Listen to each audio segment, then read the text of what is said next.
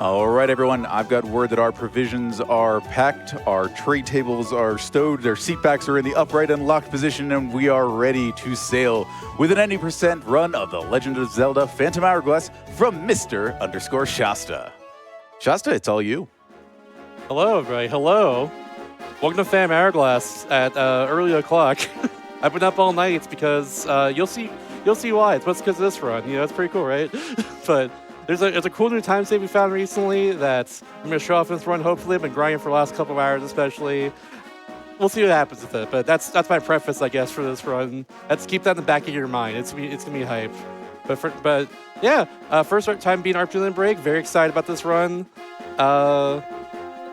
Let's do it, y'all. Also have Keanu here. He's not seen this run before, but he'll be reacting, I guess. I tried to watch the world record run last night before I fell asleep, and I think I fell asleep in the first 20 minutes because I was so tired from the relay last night. That's so valid, honestly. I was going to say, it's like we've got Keanu here, and if you haven't seen Keanu over the course of this week, what have you been watching? I've been up here a lot, but It's much appreciated here now, for sure. absolutely. New speedrun. Maybe I might learn something. Maybe you might convince me to actually try to learn this game or try to figure out how I can learn it. That'd be really cool, honestly. So I'm gonna ask as many questions as I can to maybe give some of the people from back home or are watching who may be interested in this as well, to give them a foot in the door. That'd be awesome. Looking forward to it. All right. For now, though, we do have a file name instead for this, so what's the name that won in the end? Yep, let's give it one last go. And with $95 in generous donations to Nami, squalala, we are off! I'm so glad that's the one that won. And the reason why is because this game, you can put face buttons for different things, so I'm just going to do that. Perfect. I think that's Absolutely. exactly what the donors would want. Yes. Absolute cinema. So good. I saw that one winning. I got very excited because I was hoping that would win just for this exact reason here. Before we start the run, I have to go into fast speed for messages, and then that's it right there. So without further ado, we have 3 hours of Zelda to go through. Let's do it. 3, 2, 1, bam. Go. Good luck. Thank you very much. Good luck. Let's go. Thanks, y'all. So this is the follow-up to Wind Waker, funnily enough. It takes place just like some amount of time on the pirate ship after they set sail after Wind Waker's done. And Link ends up just washing on the shore over here on this mysterious island, and now we're just trying to figure out what's going on. We meet Oshus there. He's an old man. That's all I know of him for now. We meet Ciela, the fairy, right here. You'll be seeing her throughout the entire run. She'll just be here. She's also our guide, I guess, just have her input display in a way. So however she moves is how I'm moving. And yeah, for now we're just gonna do the normal game story stuff. There's monsters over there. We can't go over there just yet because we're not prepared for that. So we're gonna go back over to Oshus and see what he has to say about this. And really, just saying more than else, just saying don't go in the cave to our right here because there's just stuff in there. He doesn't want us to go in there, but we're gonna go in that cave anyways because why not? You know, it's all good. But thou must. All right, so we've got our fairy friend ahead of us, tutorializing, letting us know what we should do. And then we've got Keanu following around behind Link saying, all right, what did you just do? How did that work? Yeah. I like it. It's a good adventuring party. Yeah, and right there, number of palm trees on the beach is how you solve that puzzle, which is 7. Now we got our sword. Nice. And then we're gonna do the first skip of the run right here in just a little bit. So normally it's a tutorial on how to use the sword and stuff because this game uses the touchscreen entirely. So that's how I have button shortcuts. But we're gonna skip doing that entirely by just going over here. There's a thing that's gonna make me throw a paw automatically. Then just go over here, grab the paw, and now I'm out the door. Just like that. And it saves like 20 seconds. Who would have thought pots are the way through the world? It's true. You also use it as barrels there too, but that's slower because you move slower with the barrel on your head. So, question. What's up? The game is entirely touchscreen. You do all actions through the touchscreen on I'm assuming Wii U VC. Yeah. Okay. That's how I have L and R sometimes. All right. So every time we see the fairy going flying around on the screen, that's you touching the screen? Yeah. Okay. All right. I get it. This puzzle right here, 2, 1, 4, 3, if I recall correctly. That's the aura switches there, just if you lay it out in front of you. We know the answer, right? So therefore, we got the key there. Now we can leave. I feel like 2143 is the combination for a lot of those switch pool puzzles in a lot of Zelda games. Probably. That wouldn't shock me at all. And now we have a bit of an annoying room because we had some rat luck here. however the rat moves is completely random. We gotta hope that they go over to the right pretty soon, and then we hit them and then get the key out of there. It's not the last time we'll see rat look like this. Oh, I wasn't too close because I accidentally jump slashed them. That's fine. I guess give my own sword tutorial in the meantime because we skipped the one earlier. If I swipe forward, I'm doing like this sort of action like this, and that it's pretty good. I can also like tap on enemy and does a little more damage by doing a jump slash. And jump slash does the same amount of damage as a spin slash as well. And those are how we're doing more damage for most of the run ideally. So draw a straight line for straight slash. Yeah. Or we can also do like a swipe as well by drawing like a horizontal line near me. Okay. Pretty cool. Okay. I'm figuring it out. Hell yeah. I actually went out the cave there exactly with 2 hearts because later on I'm going to do a death warp involving exactly that much health in the end. So that's keep in mind, I guess. I was gonna ask why you were letting all the rats hit you, but I guess you answered the question before I had a chance to answer it, or ask it. Well, there you go. So we find this boat right here in the dock, and it says it's Linebeck's boats. That's who it involves. We gotta get off the island now and go on our adventure. So we gotta find Linebeck. Where could he be? Might be in the milk bar. Apparently he's not. He actually went to the Temple of the Ocean King right up top here. Very contentious temple that people either they love it or they hate it. Personally, I love it because of what it is. But I get why people don't like it at the same time. But I love it personally. I think it's really cool. We're just gonna make our way over there. All right. Temple of the Ocean King. Contentious spread of opinions. Does that mean it's a water temple?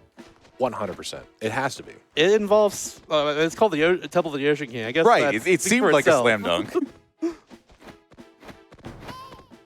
I guess I should play also like my movement in this game while I'm just going over here. So I have to do 3 rolls, and I can't do a 4th one. If I do a 4th one, I become dizzy at that point.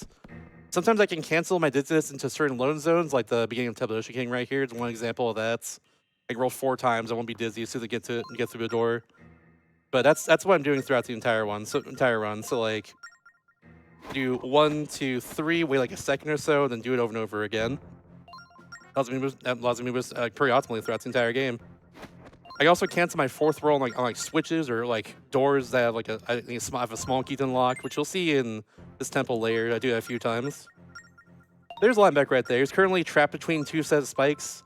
He's a very funny character, honestly. He says like his ankle's sore or something. He can't get out of here at all. He sprained his ankle, which, given that those are like floor-mounted, persistent spikes, you wouldn't think would be the biggest impediment. You could kind of just walk through them, around them, but maybe that's just a representative quantity of spikes compared to how many there actually are. Possibly, yeah. Now he just leaves. See you later. I was gonna say, I feel like he could have just walked through that. He absolutely could have, honestly. Wait, is he this game's patches? Are we to get dropped into a bonus dungeon if we help him out?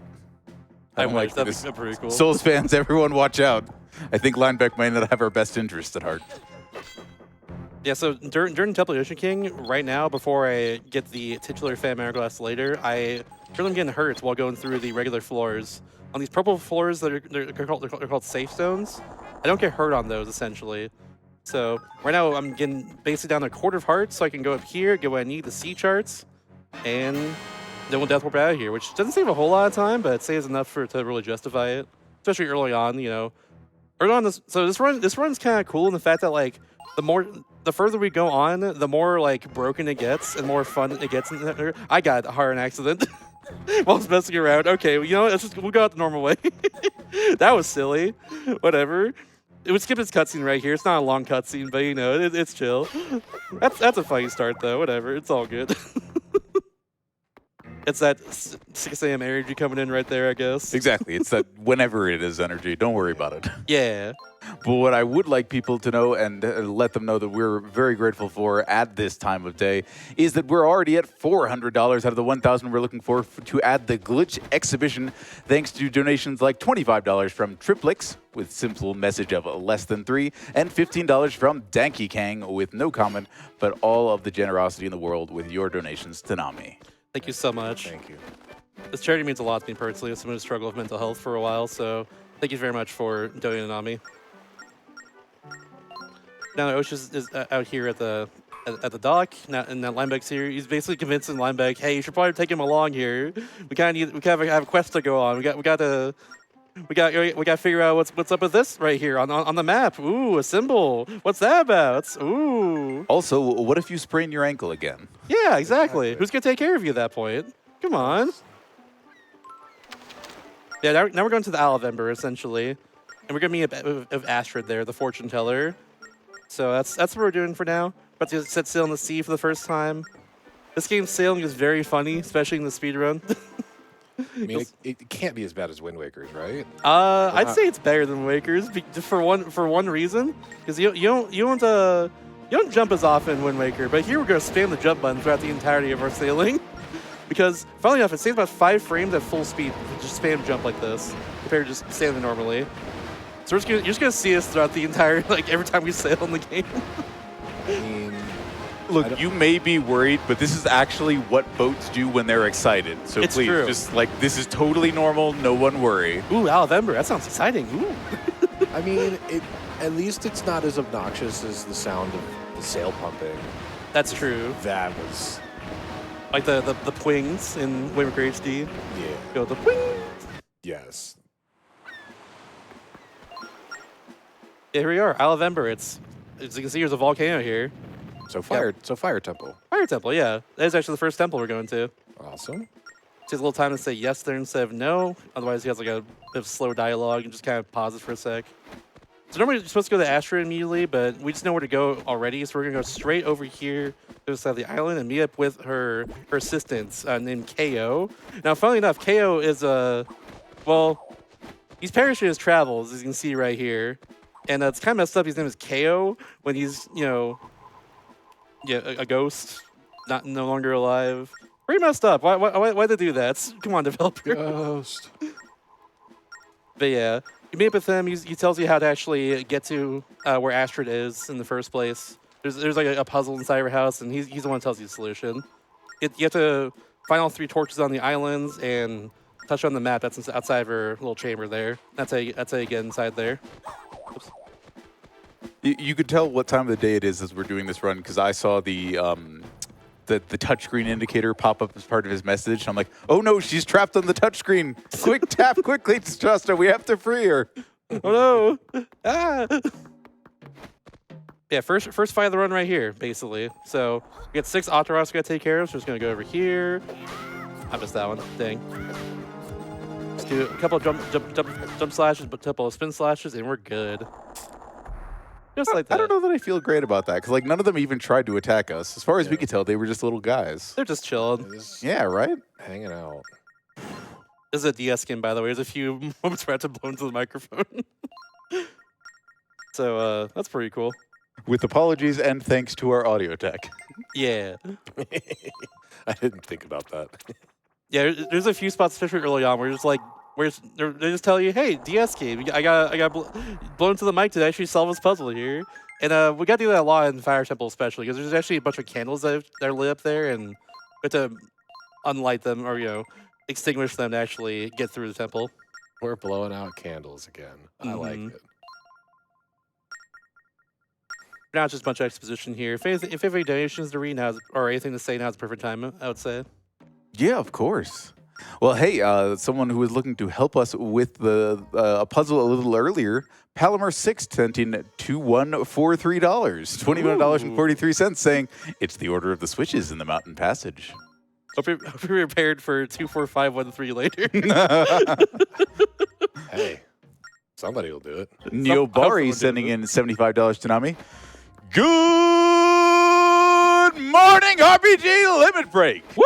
Everyone got their Dragon Roast coffee brewed and ready for the morning? Oh, I might have to grab a cup after this, but thank you very much, Neo Bari. I would love a cup of coffee right now.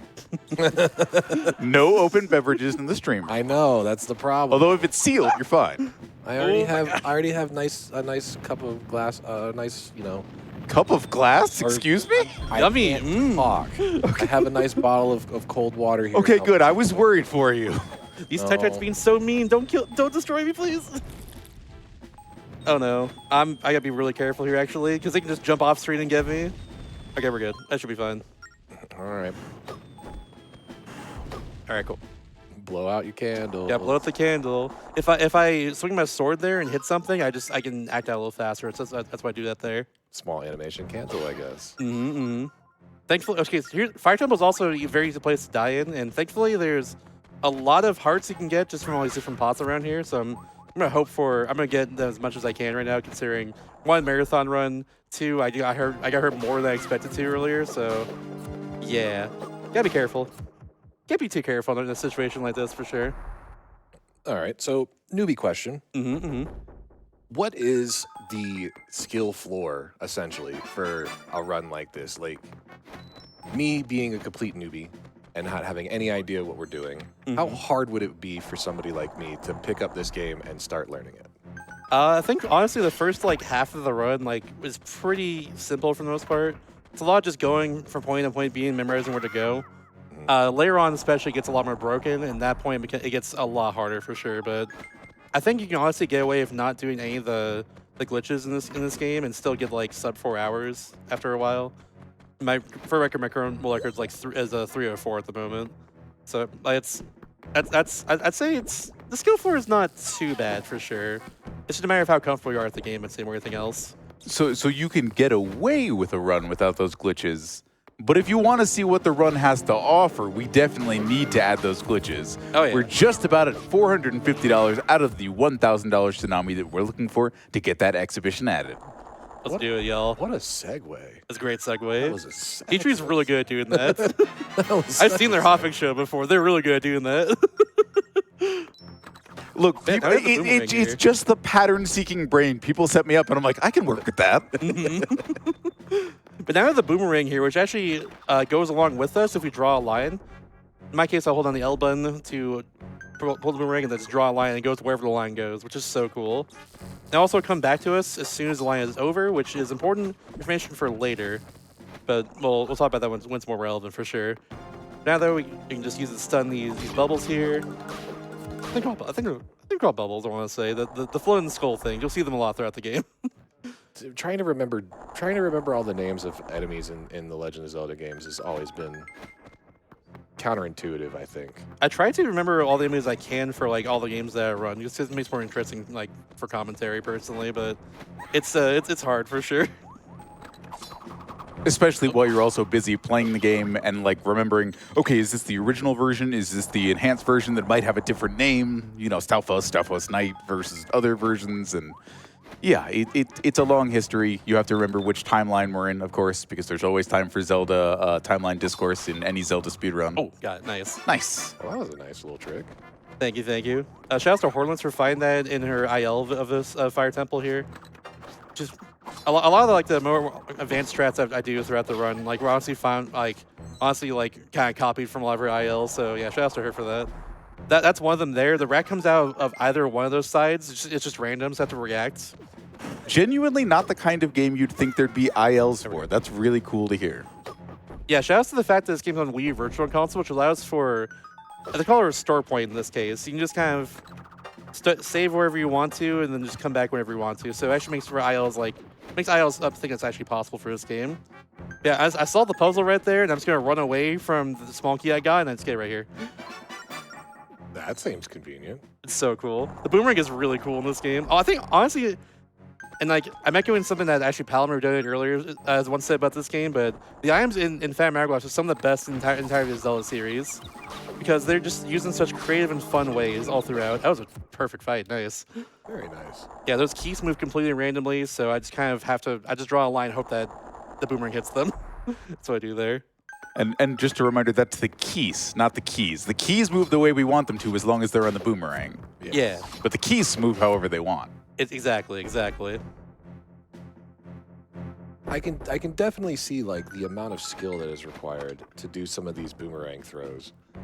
Just being able to throw it really fast and then like knowing where to go seems like I can see how the skill ceiling is a little bit high, but at the same time not so bad. Yeah, Yeah. You're not wrong. There's definitely an element of like, I'll be a little strange on it and call it trigger discipline with, how you're expected to move your wrist and kind of snap it across. But it's also, I kind of see it as an opportunity to like express your style in speedrunning. Like, There's almost kind of an element of how you sign your name to the speedrun with how you're moving your stylus across the touchscreen. If you're doing kind of little scratches back and forth, like we've seen in some cases, to make sure the boomerang comes back to us of where we want it, or if you're just kind of doing the shortest point between two lines. Mm-hmm. And honestly, that point right there actually will be relevant in about 10 minutes from now, funnily enough, for one of the tricks we can do this run. But for now, though, we actually have our first boss. You know, also on the way there, I threw the boss key, then like rolled towards it. It was actually a little bit faster to do that. That's why I do that. I was curious as to why this game doesn't let you just inventory the boss key like other Zelda games that I remember. Honestly, I don't know why either. It becomes more relevant in like Spirit Tracks, where there's actually more puzzles based around that mechanic exactly. But yeah, it's not as relevant in this one. You just kind of have to do it. For now, we have Blahs. Look at the small screen here, and you'll know why I'm boomeranging them the way I am. Basically, they have 1 horn, 2 horns, and 3 horns in the small screen. We can't see on the normal gameplay screen. Oh, that makes sense. Yeah, and they take a little bit sometimes to actually be able to like hit them with the boomerang. That was good luck right there. Actually, this is gonna be a perfect fight. Very good fight. That was very clean. That was nice. Good luck all around. Good execution. Can't ask for anything better. Because I was looking at them, obviously my eyes were drawn to the larger of the 2 screens. Mm-hmm. But I would have never have thought I wouldn't have instantly have thought that. Yeah, there's a lot of really cool things to do with the DS in this game. One of them, especially later, is very unique. Not like I've learned it's not unique to this game anymore, but it was at the time that I first played it, at least. Oh, okay, so maybe it is the thing I'm thinking about, which is going to be interesting to do on the Wii U, if so. Yeah, you know what's going on, but we'll see that way later in the run. Now I'll show exactly how funny it is on the Wii U gamepad, I guess. And hey, other folks who know what's going on and what we are looking to add to this Phantom Hourglass run included our friends Nemo2342 sending in $25 and saying, "Thank you for bringing us Night Owls some Zelda." Absolutely. Thank you very much for watching. And Hunter sending in $250 to Nami. Oh my with a simple gosh. message, less than 3. Let's go. Thank you so much for doing that. You're awesome. It's a lot of rupees. And thank So you many so much rupees. for sharing them with the National Alliance on Mental Illness. Somebody break out the yellow rupee. Is that right? The yellow rupee's the big one. I think it's 300 for that. Is it? I think. They change up in all. I know there was one that was like that would give you 1,000. Yeah, it's different per game, from what I learned. In this game, a big rupee is 100, big rupee is 200. I think a big yellow rupee exists in this game. That's 300. I want to say. I mean, that's how you track where you are in the Zelda timeline, right? Economic Yeah. inflation and deflation. Yeah. For your thoughts. The economic policies of Hyrule are a mystery to us all. Mm-hmm. Yeah, for now, we're just sailing back to the island, go back to the Temple of the Ocean King for our second visit there. There we made visits to the Temple of the Ocean King. In this run, we're going to do one less than you would casually, unless you're like an absolute gamer casually, but yeah. Our second visit's coming up here. We're going to go through the first 3 floors of the Temple of the Ocean King, get our next sea charts. That's the plan. I think on the way there, I do want to issue a little bit of a challenge, though. A little donation challenge. I think it'd be kind of fun here, because you know, when you think RPG, you don't exactly think Legend of Zelda most of the time. This is like essentially the loosest definition of an action RPG, if you want to call it that. And that's why it was probably included on the schedule this time around. I mean, I don't know about that, Shasta. I've always told anyone who asks that my favorite RPG is Link's crossbow training. Yeah. Oh my lord. Banger. But I want you all to do me a favor here. Donate any amount you want, but like I think like $5 is probably pretty good. And tell me your favorite RPG. Wrong answers only. Okay, If you catch my work with drift. that. Yeah, your favorite RPGs. Yeah. With your $5 donation to Nami. And Convince us. And when you get to that page by using ! donate in the chat or by going to rpglimitbreak.com/donate, once you add that number at the top, you'll also get the button lighting up on your screen to add that donation to Bid Wars or incentives. Make sure you earmark that amount for the glitch exhibition so we can make sure to get that added. Let's get there, y'all. Let's do it. Absolutely. And we just got the titular Phantom Hourglass right here. This allows us to just make it so we don't get hurt on the floors of the Temple of the Ocean King. That's mostly what it does in this case. Now it just flips over here. We have 10 minutes because of the boss we just fought a little bit ago from Blahs. And now because we have the Spirit of Power here, we're actually going to go down in even further into the temple. Just couldn't go through that door before, but now we can. Oh, so wait, we do have a second fairy now. So the spirit of Keanu is with us in the run. Excellent. Yeah. Very glad to see that. So does this mean that whenever we beat all the rest of the dungeons, we're just going to have like 5 different fairies flying around with us? We'll have one more. I'll say that much at least. Okay.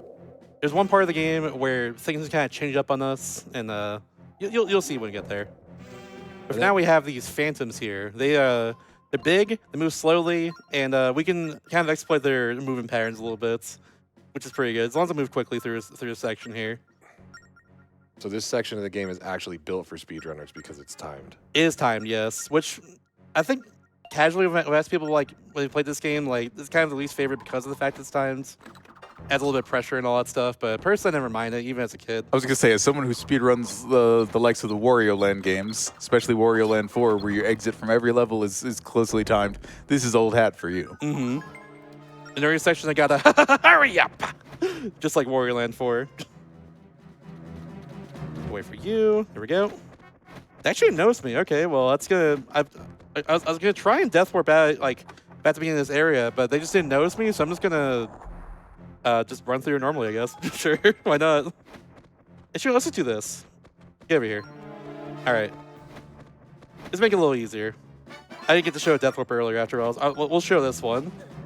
If you're by a phantom, you lose some time like this, but also more importantly, you actually go back to the beginning of the room, which in my case is faster than just move around normally.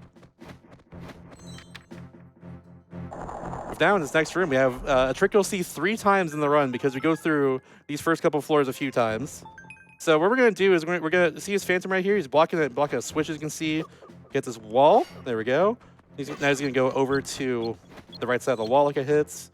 I'm going to throw a switch there. I'm going to hit the switch over here to drop a key down. And then now I'm going to do what's called a boomerang clip. Essentially, what that means, I'm going to throw his boomerang over here. Just going to do that. Oh, I actually didn't do a ram. Surprise. There we go. And just we get the key through the wall. That skipped half his floor.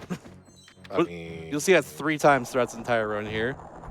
Essentially, the boomerang comes back towards you with no hitbox, but it still has a grab box, so you can just kind of grab whatever's on the way there. And the key happened to be where I was, essentially. that had to have been made there intentionally. They had to have known that somebody was going to exploit that. Maybe. There's no way. Right, this is that was Mega Man X level routing. You go to the right level first, you pick up the boomerang power up, and suddenly you can just grab other things through walls all day. Mm-hmm. That was just way too easy. It's pretty simple, honestly. It's not a very hard trick to learn, thankfully. For now, we have these Force Gems here, which are, I think, a reference to Four Swords Adventures and Four Swords in general. But I Heck yeah, Four Swords mentioned. Four Swords mentioned, yeah. Four Swords mentioned for real. But yeah, they make us move slower, just like the boss keys do above our heads. So we just have to throw them and roll towards them like that. And this guy right here is going to go down the pit. To wait the cycle there. Unfortunately, can't do anything else to speed up. I gotta get this with my trusty boomerang. You'll see his floor a couple times. There's get used to this. I like the echoey audio on everything, including the jingle when we picked up the key to let you know that we're in a dungeon in case you'd forgotten. So you have to do this puzzle multiple times because you have to come back here multiple times? It doesn't save your progress? Yeah, unfortunately that's just how it is. Oh. But however, that being said, though, a cool thing about the Temple of the Ocean King is that the more items you get throughout the entire game, the more shortcuts open up to you. So therefore, Okay. we do things a lot differently throughout because of that. That being said, the next time we go to this floor, unfortunately, all we get is a shovel, like before then. So, yeah. So this is the equivalent in my game of Dragon Quest VIII of having to climb Alexandria Tower 3 times. Pretty much, yeah. Gotcha. In this case, we go through a temple 5 times, but the visits are a lot different after the next one. Yeah, they're not different in my game. They're just the exact same over. No. For now, though, that's the end of this part. We're about to get the next sea charts. Right over there. This place isn't cursed, apparently, so the time just completely stops no matter what on this exact floor. And now we have the Northwest Sea chart. Now we can go to the next temple. That being said, though, we can't exactly go there just yet. We've got a few things we gotta do before then. Primarily, before we go there, some guy's gonna stop us on the dock and is like, "Hey, have you been to Cannon Island yet? Have you gotten a cannon yet? You should go get a cannon." So we're gonna get a cannon essentially, and then that's obviously really useful because we can just hurt things on the ocean. I was going to say, as though you need to be sold on the idea of having a cannon on your ship. Yeah, the cannon's cool in this game too. It might be better than Wimicker's cannon. It just seems like a really random side quest to be put on, is to just go, hey, by the way, there's a cannon over here. Go get it. Yeah. It's a little strange, honestly. The same guy like tells us about like 3 different things throughout the game. He also tells us about the salvage room later, and also about the treasure shop, which opens up on this island eventually. See, Link is perhaps a bit too credulous. I could see somebody like a Tom Nook really taking advantage of Link, but good.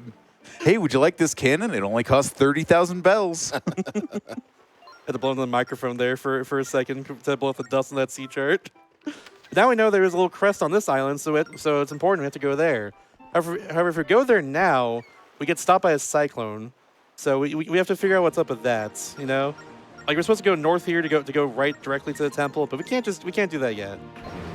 So for now, we have to go over here to Cannon Island and get our cannon. And that's a little bit of a side quest, but it's required for it to be in the game. All right, and as we hop along, I just want to mention a couple of people out there in the community letting us know their favorite RPGs, like Possum Coffee sending in $5 and saying, "My favorite RPG is Slay the Spire 2. This is because there are no other games." It's real. I have avoided that game for a while. Same. Alicel sends in $5 saying, "SNES Lemmings, you will play as several different employed rodents." Yes, I would say that being happily employed is a certain kind of role-playing. Yeah. That's an RPG party right there, I'd say. We can do that. I'm good with that. Sounds good to me. Palamer6 with $5 to Nami saying, "My favorite RPG is the one in GTA San Andreas. You know, the heat-seeking kind." You know, That actually might be too close to a right answer. Can we get a slightly more That's wrong pretty answer? close, yeah. that's I thought we were doing wrong answers only. That's Can't believe it. All right, so for these bombs here, you actually hit them with your sword to explode them a little faster than normal. We can get that one there, unfortunately. I threw it a little too far, but it's all good. You'll just see that in a second here too. Essentially, what's happening here is that Edo, the can maker, he is locked inside his workshop, just concentrating. So his assistant basically just tells us you have to go around the entire island to go do a bother him about this. So we're doing that right now. I'm just gonna get. Oh, that's rats in the way, sir. Ah! I've never seen him do that. That was weird. hey, but you got him. Again, that's true. I'm just gonna do a few more of these. I have to be careful of this one here because that rats. I think that hits. It did. Okay, cool. I had to make sure of that one real quick. This fuse is really tight for this one. There we go. Now if we go to here, we get 200 rupees for free. There's a side quest later that tells us about this, but we already know about it, so therefore we can just do it right now. We roll into the tree, bam, 200 rupees. And like it's most of the rupees we actually need throughout the entire run too. So we're for the most part set on rupees throughout the entire game now. And we need 50 to buy the can from Edo, so yeah. 50 whole rupees. Do you think you can pay that? We can. We totally can. All right, Link, don't let him see your wallet. I was gonna say That price is going to change real quick. 50 doesn't seem that bad. It's not too bad for sure. It could be a lot worse for a cannon, plus installation on the ship, I imagine, too. That's got to be something. Right. Plus high roll tax. Link pulls out that one yellow rupee and his eyes just widen. I gotta be careful to draw a more optimal path for my boats. Sometimes just like draw a path and then race it. That's why I'm doing that. Just make it a little better for myself. I know there's some objects on the ocean that can make it so I could just get stuck on them or get hurt by them on accident, and I gotta make sure not to get stuck in those rocks up there. Essentially, that's the play. But yeah, we have the can now. I tap anywhere on the screen, and my bomb just goes right there. Perfect. It doesn't use a bomb ammo either, which you don't have any of currently. So yeah, we don't have bombs yet in this game. This is another one of those mechanics where you would think it was specific to like one game, in this case Phantom Hourglass, but No, actually, Sonic Rush Adventure also has a lot of needing to optimize your lines on the touchscreen while you are sailing. That is so. true, yeah. I think this game does it better personally, but don't tell I Sonic that understand. you said that. Right. I wasn't super huge in that game I played, unfortunately, for that reason, but it's all good. For now, though, we have to blow those rocks to get through this area, and now the plot's about to happen here. We're about to see the ghost ship. Well, we've seen it in the intro normally, but now it's the first time we see it in the game. And the ghost ship, during the intro, let me back up a little bit. During the intro, Tetra and us and Tetra, we both go on the ship and go explore it and see. We just have to pull up next to our ship. We go explore it, and Tetra's left behind on the ship. We fall into the ocean, wipe up on the island, etc., etc. Now we're gonna go chase it. In this case, we're actually gonna go right past it because we're supposed to chase at the very top left corner of the Northwest Sea up here. We're instead just gonna do something a little bit unintended, but it's something they don't want you to do. We're just gonna go to the right over here towards the islands, and that's about it. The game does not want you to do this, of course. It wants you to go all the way to the top left. That takes too long. This is gonna warp us back to the beginning of this area, and then essentially complete that story section a little faster than normal. Small sequence break. Just a little bit, yeah. I'll say this whole sailing section here, and also after his very short island segment after this, is probably the longest part of the run in terms of sailing. We do get after this next temple a way to mitigate sailing, which is super nice. So I'll be doing that once that's done at least. But for now, we have to do a lot of sailing in the meantime. But for now, we're just gonna warp back here, and I just might as well point out a little regional difference between this game and the Japanese version. I didn't play on the English Wii Virtual Console version of the game for this run. In particular, a big reason for that is because there's one massive trick that saves so much time later on the run that it's English exclusive. But also, on the Japanese version, there's certain cutscenes that just don't exist. One of them being the cutscene we saw a second ago of just the camera moving around our ship, being like, "Hey, the ghost ship got away. Oh no, this fog is making somebody warp past here. Oh gosh, oh heck, how do we stop this?" That cutscene's just not there on the Japanese version. That's one such time save. Another one's actually with our warp mechanic later. There's no cutscene of your boat coming down into the ocean, which just saves a lot of time. But there's a few things like that just are mostly save time in the Japanese version. But that one massive trick you'll see later on in the run is why we're playing on this version in particular. But now we're on the Melina Islands. Our travels lead us here because it's now the access it thanks to having the cannon. And Lineback is like, this place is pretty sus. We should probably leave. And so I say, no, we're not going to leave. Because if we say yes, he takes it back on the ocean for some reason. It's very weird. Not sure why he's like this. Well, I don't like because of lore reasons, but it's very strange. You can't really learn that at this point in the game. But yeah. For now, this guy Romanos, his father quote-unquote found his own way through the Northwest Sea's fog there that teleported us back to the beginning of the area earlier.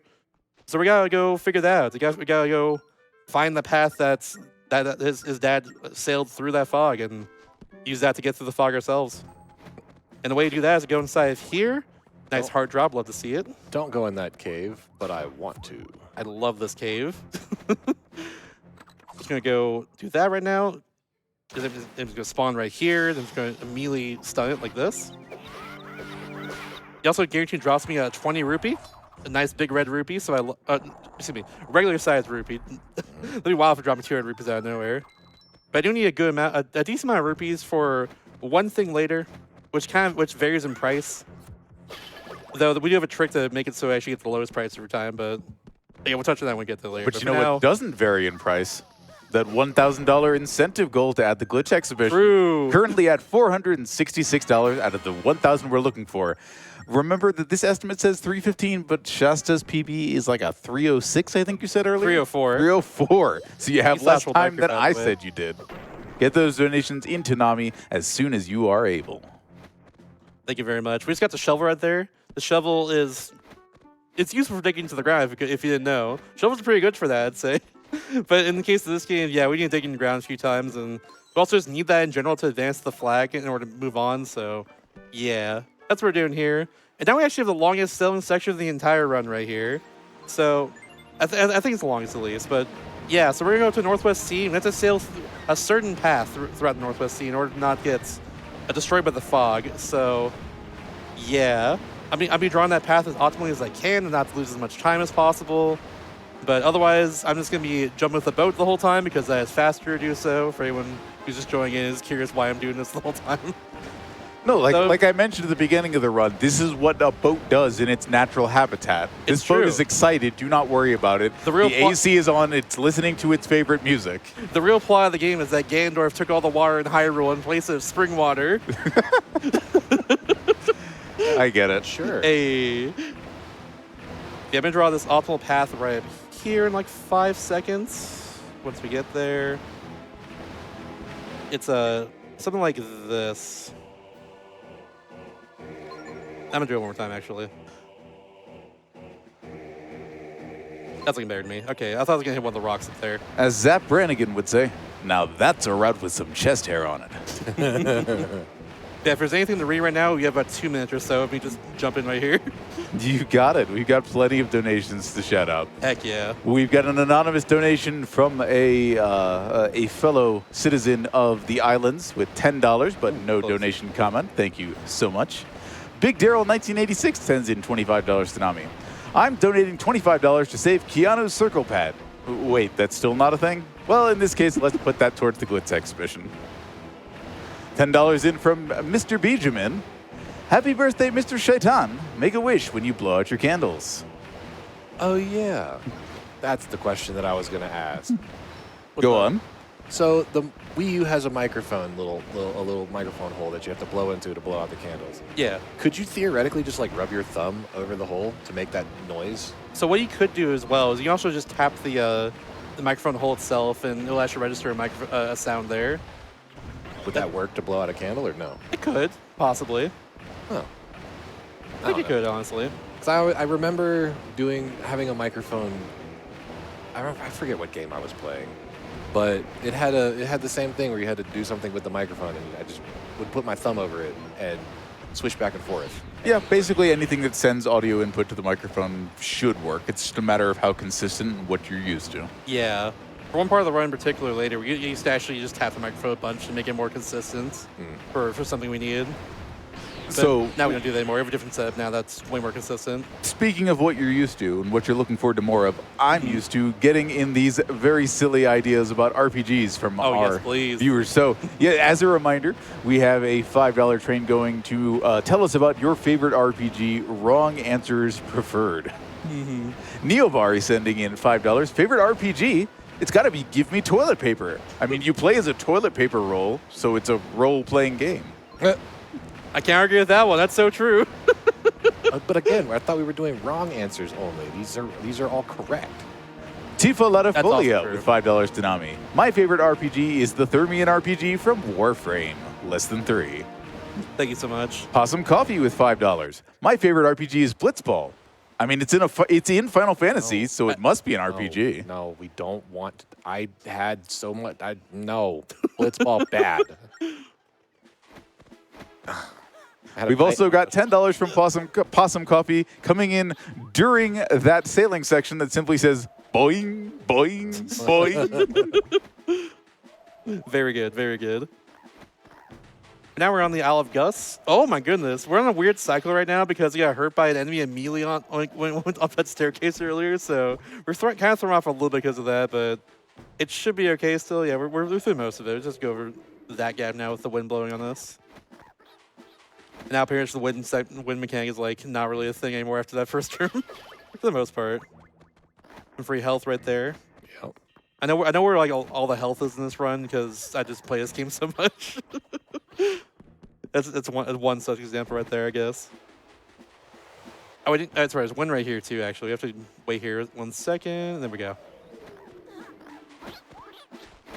Up here is also where the shovel's gonna come into play for the first time. This is why we need the shovel in general. You do a small skip right here by just rolling into the corner like that. Just go over this fence. It skips a little bit of dialogue between us and Ciela. Let's go right up there. That obviously shovels used to digging the stuff in the ground like that. And this it's all used a bit to bury stuff like that wind hole there. Don't need that, or these ones up here. And now we're into the the dune segment. With all these giant sandworms we gotta get away from. Just gonna get that guy out of here. Get out of the sand before they get us. We throw a... Oh, he got me first before I got the bomb. Okay, I should have waited like a split second then. That's all good. But yeah, if you throw a bomb at them, they'll just go towards the bomb and immediately eat it every time, which is super nice. Except for right there, apparently, but that's okay. We have to blow into this very specific fans in this section, so we're just gonna do that. Nice, we're away from them. I mean, that was kind of close. That was very close. I know when they're about to like leave, thankfully, for some of these sandworms. Like I know exactly where they're kind of like raised the patrolling ends. So I was really close there, but I thought they were gonna get me still. There we go. Now we can go in the temple itself. The wind that's in front of it is now gone, and now we can just leave, or rather enter the temple. Leave this area. Now we're inside where there's more winds. Now we can hit that through the wall, just because why not? What? Hit boxes, I guess. I guess so. Now we're supposed to throw a bomb over here. And I can wait for it to blow up, or I can just like hit it with a boomerang, like that. And it just saves a little time. That was incredibly satisfying. It's so good. This puzzle's weird because you're supposed to like... I think the game wants you to push that block over there, but like you just don't have to at all. You can just throw a boomerang and hit that switch, and then the wind's just gone. I don't know why it's like that. It's a very strange puzzle. These keys are being so mean to me tonight. They're hitting me all the time, just randomly. It's very mean. Why would they do that? I don't do anything to them. What the heck? Anyways, these snakes get hurt by straight-based boomerangs, just like keys do. So I just do that, and the fight immediately. I was going to say, those keys might have seen what you've been doing to all the other small enemies. Maybe, with your yeah. boomerangs. I shall avenge my fallen brothers. Oh, we're behind a lot of money right now compared to where it normally would be here.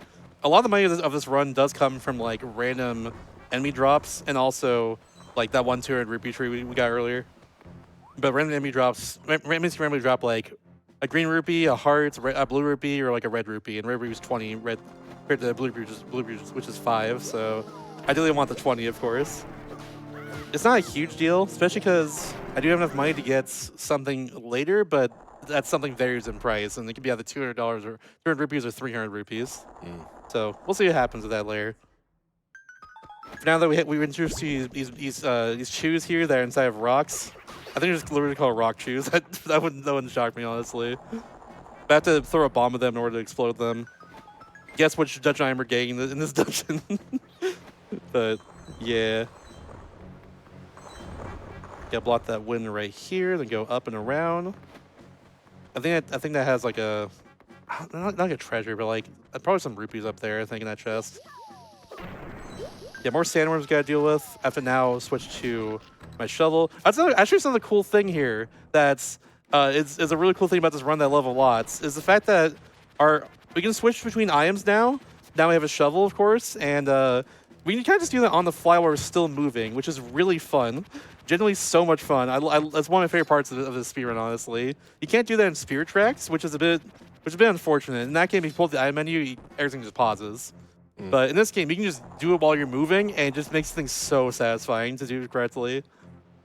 It's one of those like small optimizations throughout the entire run that I just absolutely adore about this run. So I guess now the question is, when did you start actually speedrunning this game? How long did it take you to get to this level? So I did 2 runs of this game back in 2014, actually, when I first started speedrunning. I didn't actually start like hardcore like doing runs of it like until I think 2019. I want to say, or maybe it was a pandemic. I forget. But that was a fuzzy time for all of us. Yeah, it's somewhere around then for sure. I decided to just try and learn. I was like, I had fun doing those 2 runs. I had sub 5 hours in my second run. It was pretty cool. I think I should just like learn the run normally now and just keep on going. And so I did, and here we are, honestly. And at one point, I've run a lot of different games, but at one point I just kind of like decided to keep on playing this one for a while, especially because it's a 3-hour run. There's so much to optimize in it, and yeah, here we are now. I have the keeanolookalike at 3 hours and 4 minutes right now. You can go a little lower, especially with that time skip I mentioned at the very beginning of this run here. You'll see later on, hopefully.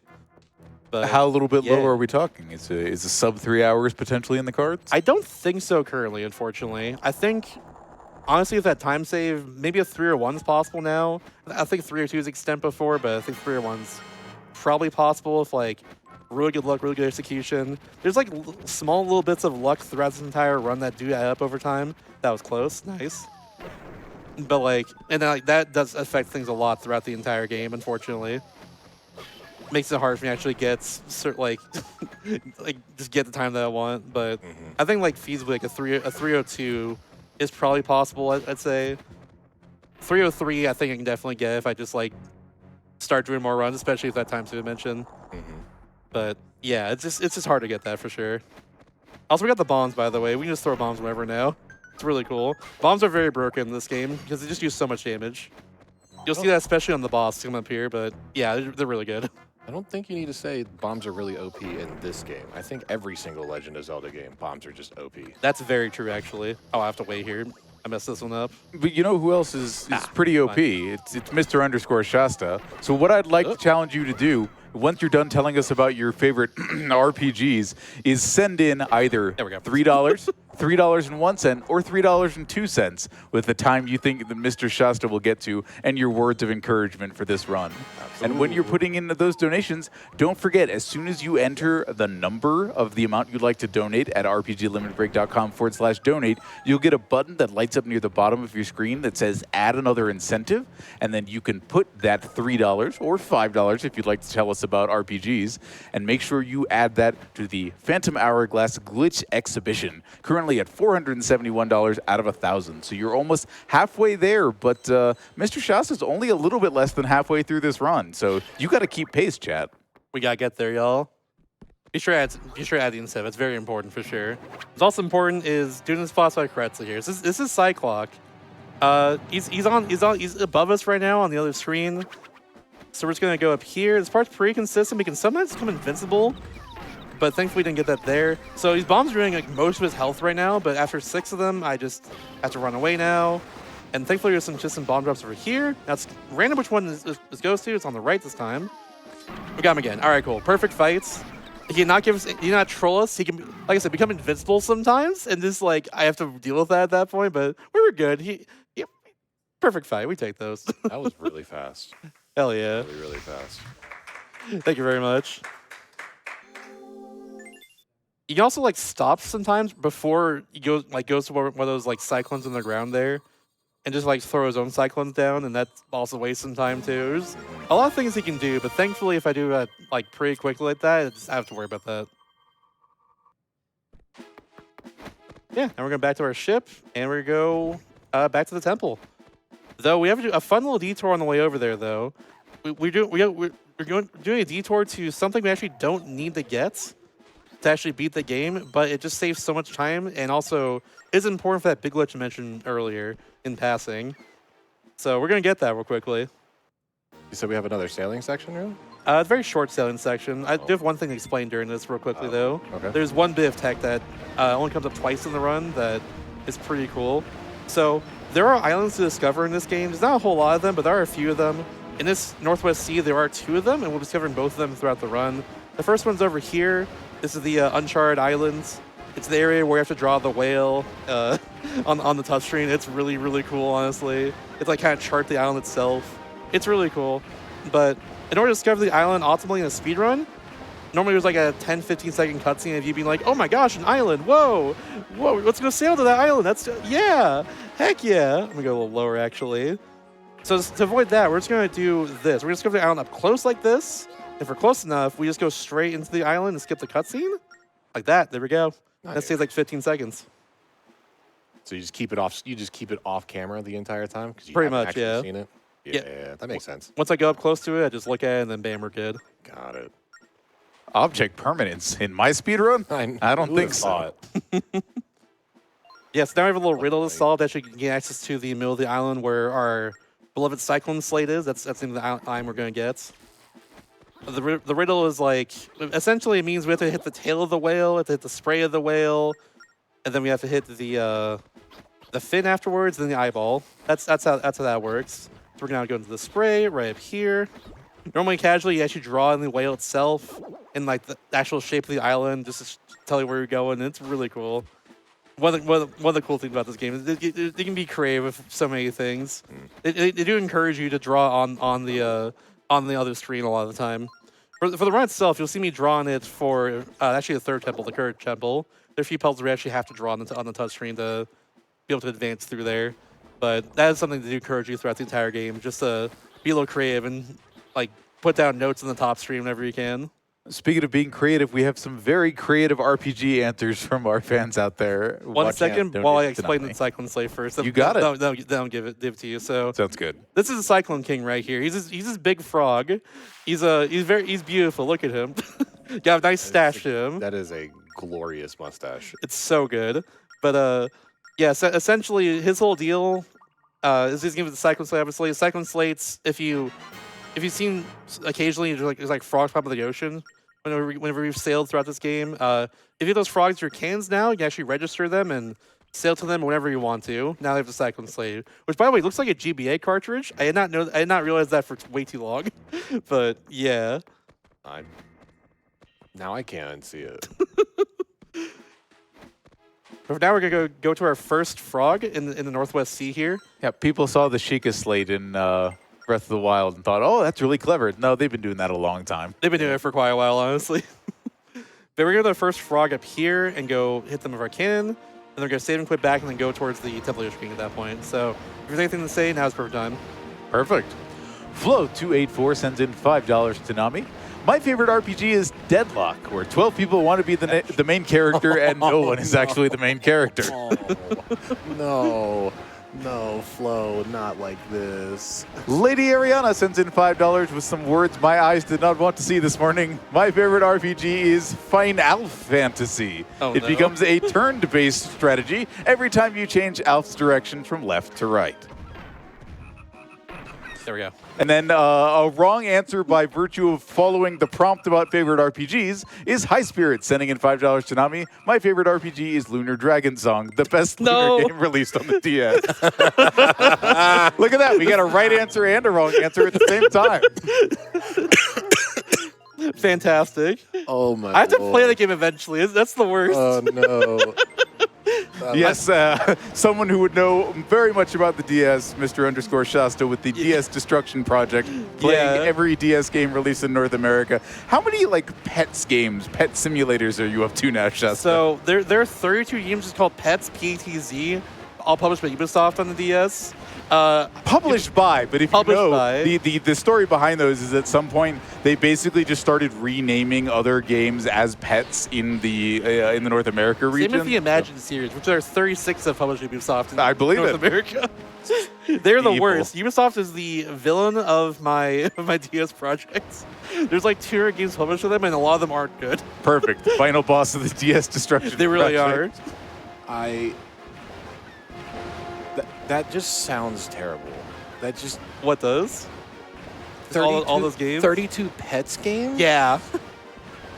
There's been one that's good so far. Shout out to Pets Bunnies. That game's actually pretty good. The rest of them, no. Do not play them.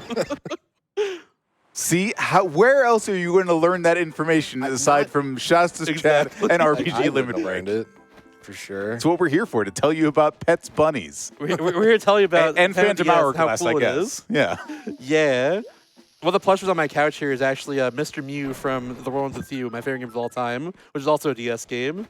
Yeah, shout-outs to Twewy. Shout out to Way Twooey. ahead of We its love time. Twooey. One of the best games ever. It's so good. It's a game that personally shaped me personally and taught me a lot of stuff I needed to learn at the time that I played it when I was an older teenager, fresh out of high school essentially. Okay, yeah. It's- For a it's, second there, it's we were very about to important. have a moment where we're like, oh no, I'm old again. No, it was a very pivotal game personally, especially for my own mental health way back in the day. It helped me really get through the time in my life where I was very uncertain what I was going to do and everything. There's a lot of good stuff in that game to learn, especially. It's really good. By the way, we have bombs now, so we can just skip this whole floor here, basically. I want to know who keeps resetting these dungeons. I don't know. It's weird. I think the Phantoms are paid hourly or something here. They probably do that. All right, we're gonna take this. We're gonna take this door. We're gonna lock it back. Somebody didn't. Somebody unlocked it, and we're gonna put the key exact same spot that we left it last. Exactly right there. We're going to do this again so we can get the key a little earlier than intended. There we go. Yeah, maybe it's Dungeon Man from Earthbound. Ooh, It's like, maybe. look, kid, That's accurate. this dungeon needs to stay the way it is. you finish the whole thing, or you don't start the dungeon at all. Exactly. I'm not cleaning your plate for you. You're going to fight the third strongest mole 5 times. You're going to like it. Oh, Dungeon Man's like the big guy who moves around, right? I forgot about him for a sec. Look, there's never a bad time for a third strongest mole reference. That's true, honestly. I love Earthbound. That game's amazing. There's also never a bad time to keep making progress on our Phantom Hourglass Glitch exhibition. We're currently at 486 out of 1,000. Thanks to people like ZachAttack994 sending in $5. My favorite RPG is RPG Limit Break. You know it's an RPG because it's right there in the name. Yep. Can't argue with that one. That is accurate. An anonymous $5 donation from someone who is clearly a sailor because their comment says, Monkey Island is my favorite RPG. Arr. How appropriate. You donate like a cow. And Mr. Benjamin with $5. Why hasn't anyone mentioned the best RPG, Cooking Mama? Everyone knows cooking is turn-based. But that's a good game. That's a very good game. I do like me some Cooking Mama personally. I played the game for my birthday for my DS projects back in 2024, and that was so worth it. That game was a lot of fun.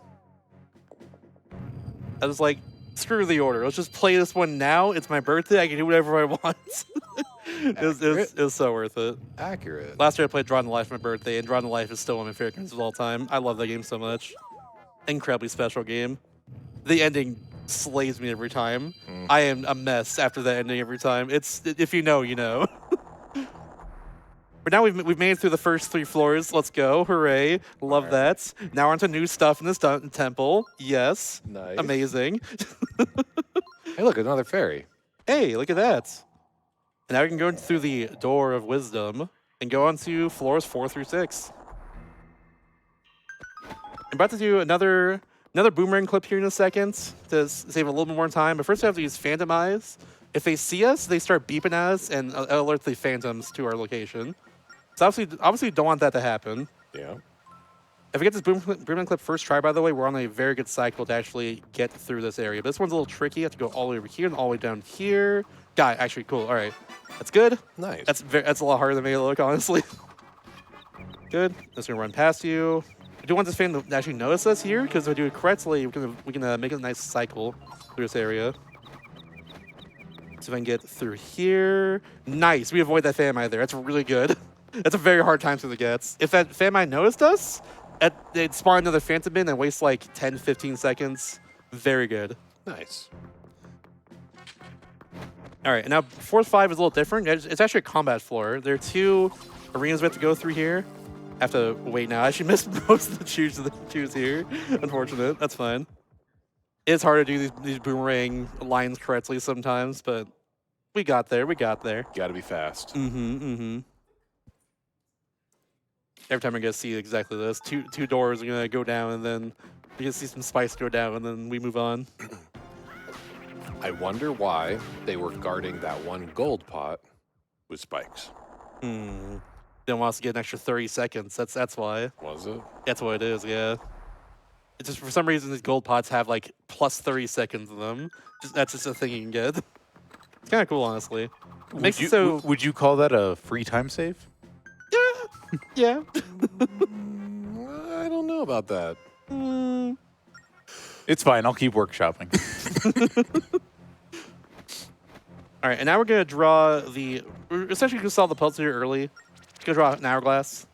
You go through all these different safe zones here, and it'll tell you to draw this one first, this one second, this one third, this one fourth. That's what I do right there, essentially. That was totally an hourglass. Yeah, absolutely. I'll just wait until we go back there later and draw the other thing we draw there. But for now, we have the coolest puzzle in the game, which is completely ruined by being on Wii U Virtual Console. So normally you're supposed to squish both screens on top of each other to press the symbol down on the C charts. However, on the Wii U Virtual Console, you can't do that. Obviously, it's one gamepad, as you can see here. So obviously, I'm not gonna break my gamepad. I was gonna say, come on, just press a little harder. So what you do there is actually go into sleep mode by going to the Wii U menu and just go out of it real quickly. That's all the game, the text there. That's Nice. the magic under the hood, if you will. That's such a silly mechanic. It's so cool. I thought for a long time this is the only game ever did that, but turns out Hotel Dusk Room 215, which, by the way, Exactly what I was thinking. Yeah. godlike game. One I of my was favorite trying games to of all remember time if it as was well, Hotel too. Dusk or Trace Memory. Trace Memory does that as well. Yeah, that's Okay. true. Both games have such incredibly unique puzzles that take advantage of the DS hardware so perfectly. I love both of them so much, but especially Hotel Dusk. That game is Yeah, incredible. genuinely, like in addition to the surprisingly deep and moving games like Twelly, there are also just some really clever things happening on the DS in terms of companies and games that made full use of the mechanics.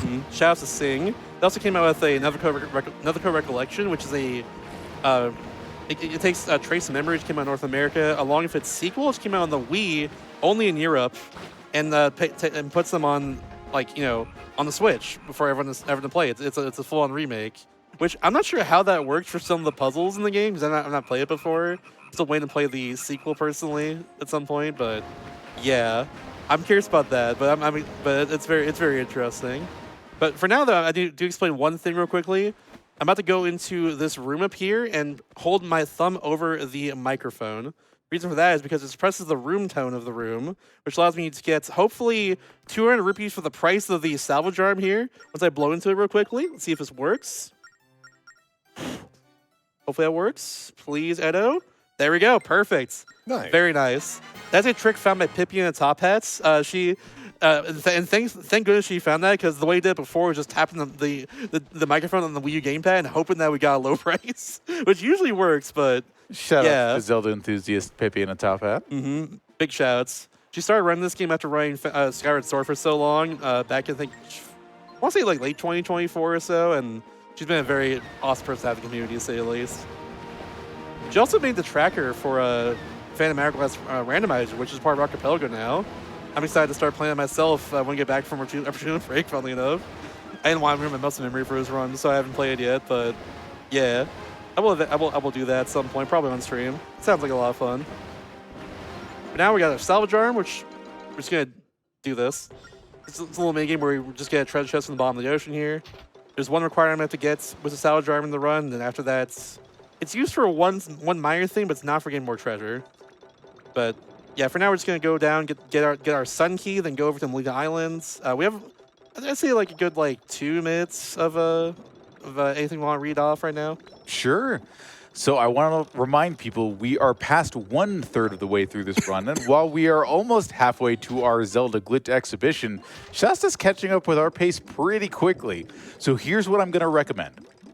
When we get to 1 hour and 30 minutes on the timer, we're going to send a donation train. And what you are able to give is up to you. I'm going to suggest a couple of amounts.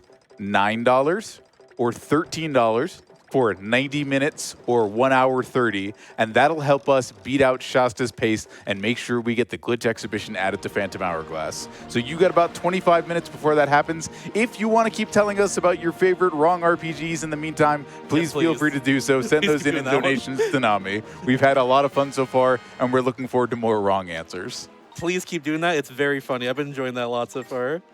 I'm glad y'all have been doing that. I thought maybe that would be a dud if I said that earlier, but I'm glad I wasn't. You all understand the excitement. I'm sitting here trying to think. What could I possibly name off that I've played in my life that would not have been an RPG, but should have been an RPG? Okay, I like the idea of games that would be better with RPG mechanics. We could cook with that. We can cook for sure. Because, my game library, unfortunately, hasn't been too big. But I'm sure there's been some game out there that I've played that would have been way better if it had RPG aspects in it. I'm still waiting for the day a Kirby RPG happens. No, I'm still waiting for that. There's one in one of the mini games in Kirby Mass Attack, but like we need a full-on like actual Kirby RPG. That'd be so hype. I mean, and like the RPG fight in Superstar and Superstar Ultra. Shout out to Battle Windows, Computer Right? Virus. A lot of fun, to say the least. Speaking of boss fights, right here we have I think it's I forget the exact name, but it's, we something did Yone didn't tell me, but we have this boss right here. Essentially, they're gonna open their eye and close it, or open their eye as soon as that we shoot them with it or can there. As soon as they start shooting projectiles at me, I'm just gonna start moving a bit. Then I'm gonna stop, and then this actually arguably manipulates them so they don't ever like shoot multiple projectiles at a time. Because sometimes they can just like shoot 3 and then just do it again. They're never gonna do that if I do this right here, essentially. So we're just gonna do that for a little bit. I think it takes 5 hits to perish here, so yeah. So What I say? So like a Kirby game, kind of like Banjo-Tooie or Banjo-Kazooie. Would that classify as an RPG? I mean, you collect power-ups Maybe. and a lot of other. Forgotten Land's kind of more in that vein, I would say, but it's more True. that one's level based at least. Yeah. I don't know. We can cook with that for sure. We can cook with that. All right. Okay, thoughts. Donkey Kong 64 is an RPG. Go on.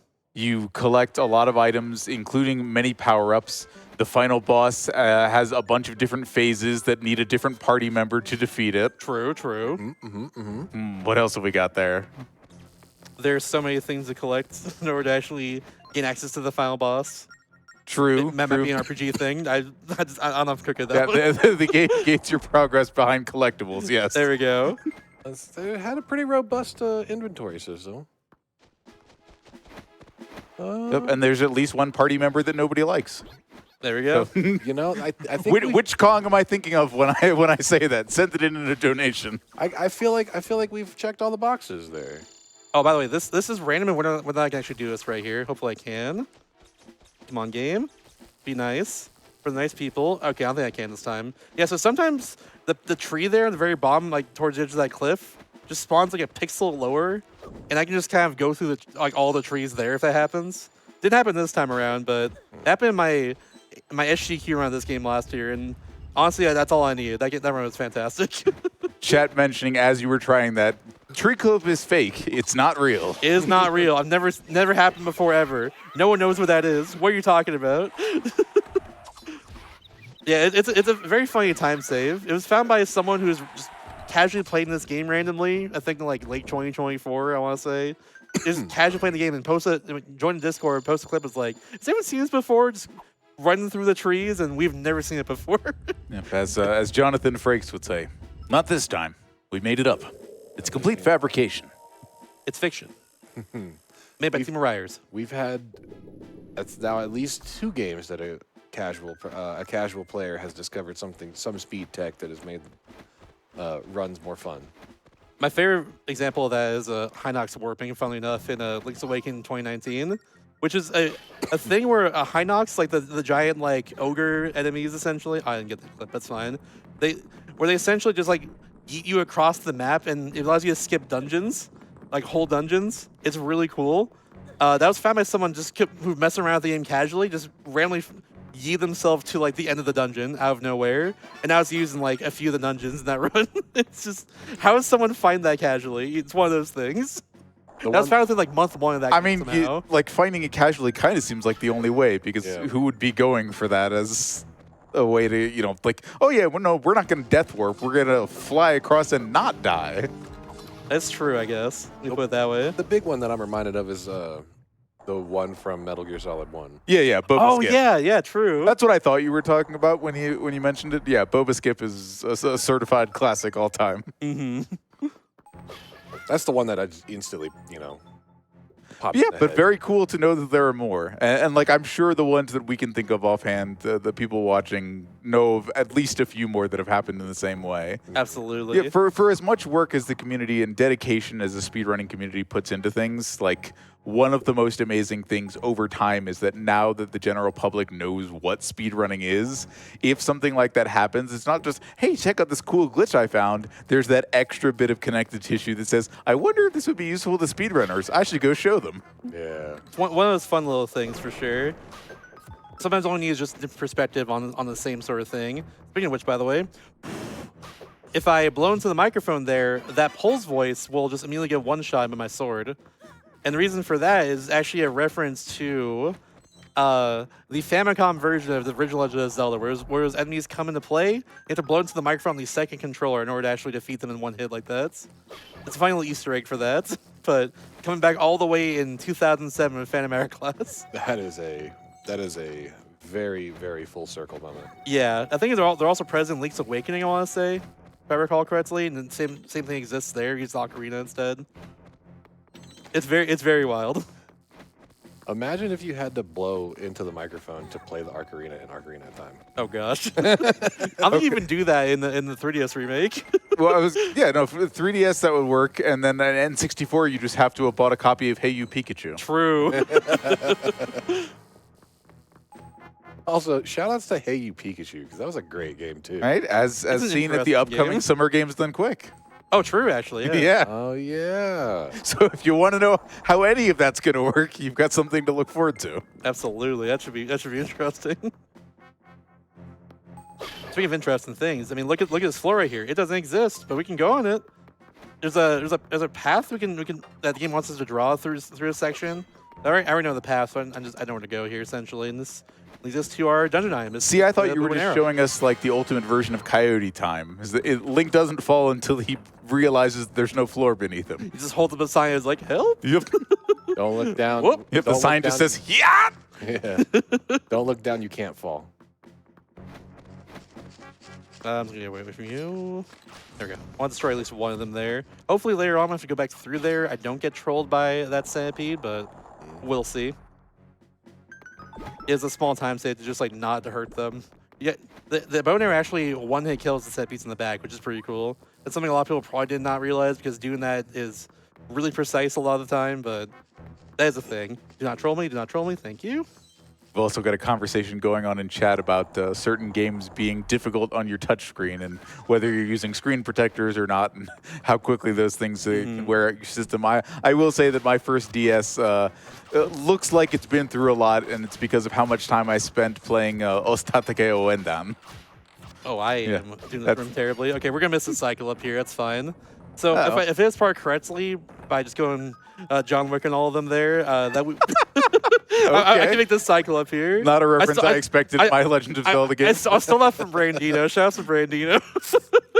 Yep. But yeah, if I feel enemies as fast as I can there, I can make this cycle. But unfortunately, I was a little slow there. But that's okay. All good. I forgot to switch to the boomerang though, which I need that to destroy these keys. Link's These dog keys has not can been just kind avenged of this day. We did not go full John Wick. These keys can just hit us into the pit here randomly, and it's really mean. They put these keys over this pit, and then if you just get into this, you just lose so much time. It's so mean. Why did they do that? I mean, that's exactly why they did that. You answered your own question. Yeah, you're right. Because mean. Because they're very mean over there at the official Nintendo Development Studios. It's called, I think, called Nintendo SBD or something. I think it's the official name of the devs for this. I didn't hit the bomb. Whatever, it's fine. We're just gonna go over here. It's like 6 in the morning. All right. It's some time o'clock. It's way early for me. Okay, yeah, this one was EAD, Entertainment Analysis and Development. Yeah, that's the one. There we go. It's either SPD or EAD usually. Right. EAD is seen in the hit game F-Zero-X from Mr. EAD. Let's go. Whose stats are, in fact, E, A, and D. That's awesome. Yeah, no, they have fun. I like to have fun here. Which, unfortunately, is not how I am in the Courage Temple, which we're in right now. A lot of winging around in the Courage Temple. Some cool stuff, like obviously the Pulse voices are really pretty cool, but like, there's a lot of just winging around, and like, the solutions are all the same here. They tell you right at the beginning of the dungeon. For any switch puzzle, it's north, south, east, west to solve it, so yeah. Now I have to hit this switch, I have to hit the color switch over here by just putting a bow and arrow onto it. Now, Vomar's Pulse voice over here, we gotta take care of. just like that. And now, I mentioned earlier how his temple did have something to do with the touchscreen. This final room before the boss is it requires a top screen here and drawing on it. So we have to actually draw the path we have to go down here. So here's the optimal path, just like that. And then we're gonna hit the north switch, then the south switch, this switch over here to my right, and then the west switch, and then we just get the key and go over to the bottom left. That's how that works. We get you. Is this path technically in the shape of a keys? Is the game trolling us? I mean, Kind of looks like it. I can see it. I can see it. it's every kindergartner's bird. Right, I was exactly. gonna say, yeah, it look kind of like a bird to me too. It's your first seagull. And now, what's this one right here? What is this drawing? Oh, what's that? It's a worm. That's what it is. Right. Ooh. Oh my. I was gonna say it's the path that a boomerang takes when I throw it. It does not come back. It just goes It that just way. goes. The boomerang is not returned. Yeah. Now we're to the boss. This boss is the shortest boss in the entire run, if I do it correctly. We'll see, but If it's pretty simple, honestly. But I'm gonna do what's called swag error here just for fun. Oh my God! do Sorry, it. I just need to mention the person in chat might not who, work out who, my who material. mentioned the straight line as the slope intercept form. No, Also no. known as y equals mx plus b. How dare you? that How no- dare you be so correct? Is that gonna work here? It did not work. I got no swag error for me. It was a little early. That's fine. But yeah, this is Crake. There we go. First, second phase done. Third phase is right here. The shell's completely broken. Now we hit them 7 times. Does not matter if I spin attack them or like jump attack them or anything. It has to be 7 hits total. And that's it. So 1, 2, 3. Bam, and fight's done. Just like that. I was gonna say that was fast, but I think your last one against the Cyclone Octorok was way faster. I don't know about that. We had to wait a little bit for that fight. This one goes pretty quickly. They're both quick. They're both very quick for sure. They're both really good. Yeah.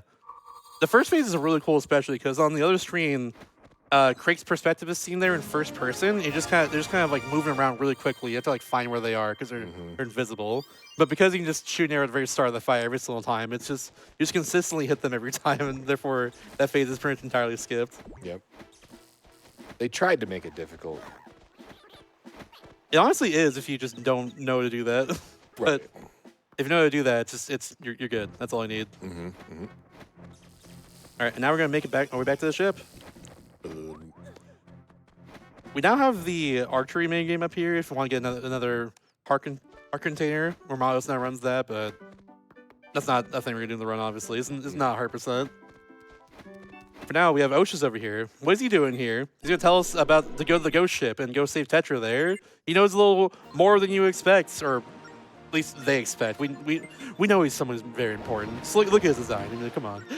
But for now we have this character over here. We have Jolene, or Jolene, one of those two. We have her. She hates Linebeck, and therefore she can now chase us throughout the rest of the game here. This is our first time actually seeing her. And now she's gonna come onto our ship and try and fight us. She wants to fight Linebeck, of course, but Linebeck is hiding away in that box over there. And again, as we mentioned, like the bouncing is how his ships show they're excited. Just running into each other, like stern to stern, is how ships show aggression. So don't worry, that was completely normal. True. So it's random when she winds up right here. I kind of found if you hit her 4 times, she usually winds up after that, but it's just entirely random. That was pretty quick though. We take those. You can manipulate her pattern a little bit though, but it's hard to completely manipulate the fight on obviously a DS touchscreen where you don't have like directional inputs to do or anything. It's very hard to do that correctly, but I've done it before. I've actually made it so she always like swings immediately. But that's someone very well. Now we're going to warp to the Northwest Sea and go to where the ghost ship is, the very top left corner of the map there. Nice blue rupee, I guess. Oh yeah, you get $5 for saving him. Thanks, Linebeck, for the $5 for saving your life. Very cool. Speaking of contentious inclusions of Linebeck, someone in chat mentioning that both Jolene and Linebeck are on their Tomodachi Life Island. Fantastic. As they should be, honestly. And what else is fantastic is the progress we're making towards the Glitch exhibition. Yes. Thank you to $50 from The Boat with the comment, yay, yippee, wahoo, yippee, yahoo, wahoo, yippee, yay, hooray! Yippee! Great. Excellent reference. Fantastic. We do have more choices for favorite RPGs coming in. Big Daryl 1986 sending in $5 to Nami. Favorite RPG? It's got to be Nintendogs. Although it was kind of weird that it featured Dante from the Devil May Cry series. I'm always saying this. Very strange inclusion. I appreciate the Dante reference because the number of times that I have to hear, is this Nocturne that features Dante from the Devil May Cry series every time I start my stream? I'm so sorry.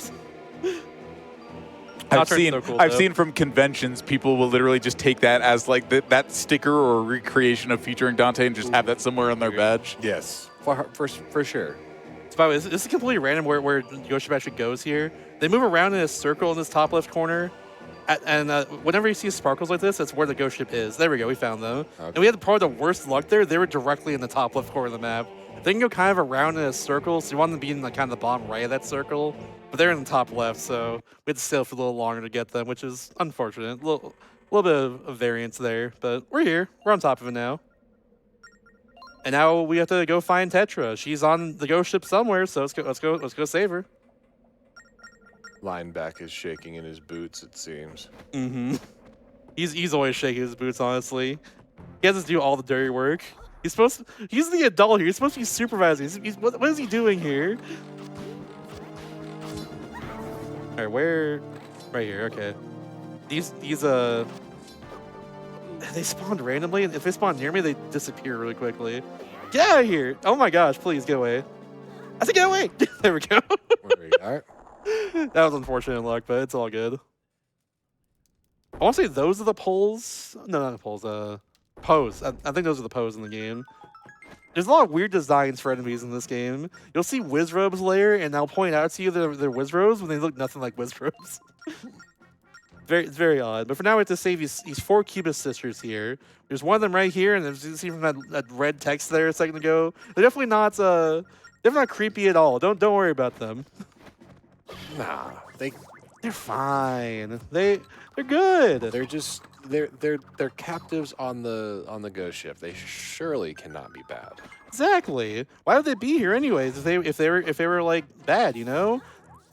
That's what I'm saying. Oh gosh, please don't get hurt randomly. Good. I think we have a free heart right there. That was way closer than it should have been. Little scary. Yeah. Scary. There's a few just a few pots over there that give me hearts guaranteed every time. I'm just gonna get them real quickly after I get this Cubist sister here. And also get this fun little shape right here. It's a triangle. I need that to give her some of the fire. Oh my goodness. That's fine though. I mean, Hop over this. good to know that if you accidentally yeet it into the void, that it's just like, nah, actually, we're fine. You're good. You can have it back. It's your triangle. You found it first. I was thinking it was like a slice of cake. Mm. It's just like, Yummy. you know, nature doesn't want you to leave your cake behind. Oh, okay, that was weird. And then you Please? just deposit your cake into the Please? cake slot Move? over. Never Hello? mind. Oh no, Oh no. There we go. Okay. We're good. she got stuck on the corner. Never seen her do it before. Something that's never happened before. Oh, Said the thing. Whoa. True. said the Yeah. Oh my gosh. AI pathfinding. So, somehow we find the new thing that's never happened before every time. So in order to actually save time with the Cubist sisters, the biggest thing you have to do with them is actually make sure they're like basically on the edge of the screen the whole time, so they move as fast as possible towards me.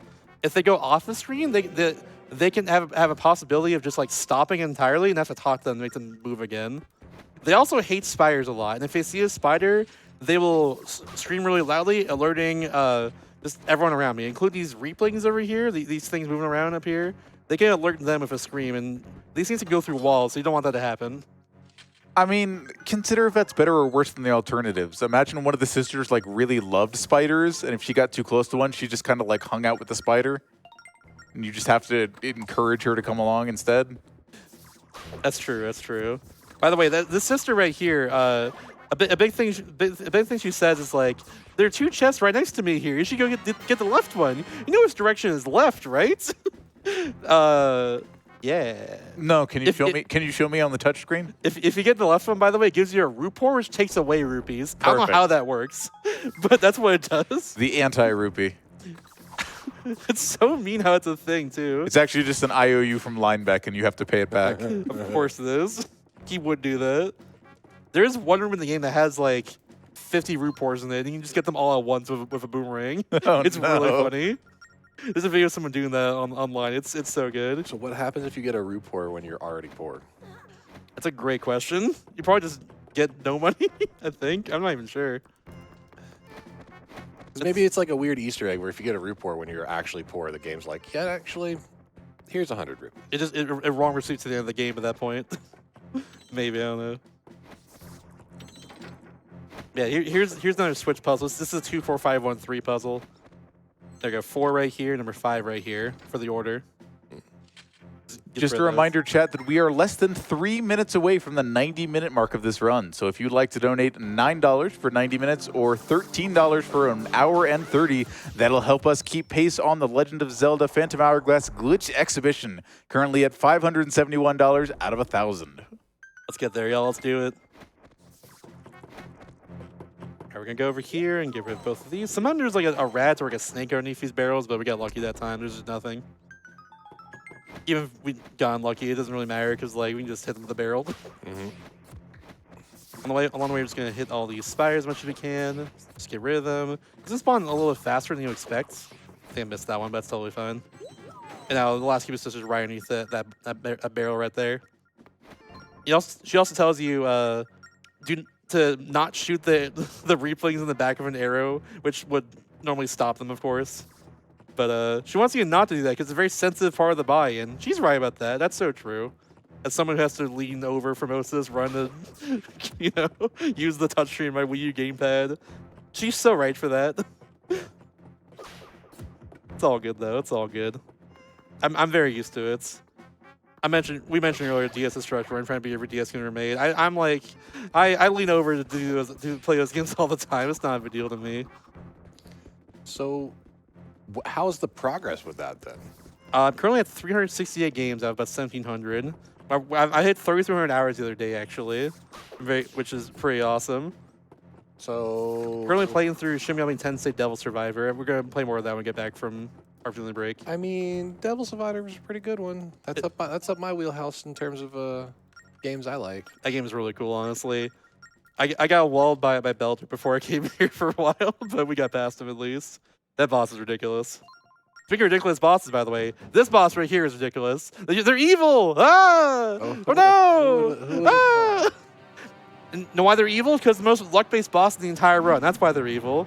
So they have the classic Zelda blue balls here, where essentially they can shoot a projectile back at you, or you can shoot like a group of projectiles and you can't hit that back at them. Essentially, they do what's called Dead Man's Volley, according to their words here, where you have to hit this back at them. Thankfully, every time that red cube sister will always get hurt, and Wooly is very consistent. But now from here on out, it's random how far apart they are from each other when they like put projectiles out. There's a blue ball, by the way. There's one of them. There's 2 of them? Okay. My worst is 11, by the way, throughout entire fights. My worst is 11, which is extremely rare. 3? We might get that this time. We'll see. But yeah, how far apart they are is random. How many times they volley between each other is random. Who gets hit in the first place is also random. And like how many volleys you do in the first place is also random too. Like we got 1 total volley there before they got hurt. They could be like 5, 6, 7, 8. It could be a lot. 4 blue balls. What? Okay. All right, cool. There we go. I say I'm getting 50-50 flashbacks from the DQ8 run. That was really fast there. So, also on top of that too, if all 3 of them get hurt, I actually lose an attack cycle. I want only in this case blue and green get hurt because they've got hurt before. If yellow gets hurt, 5 blue balls.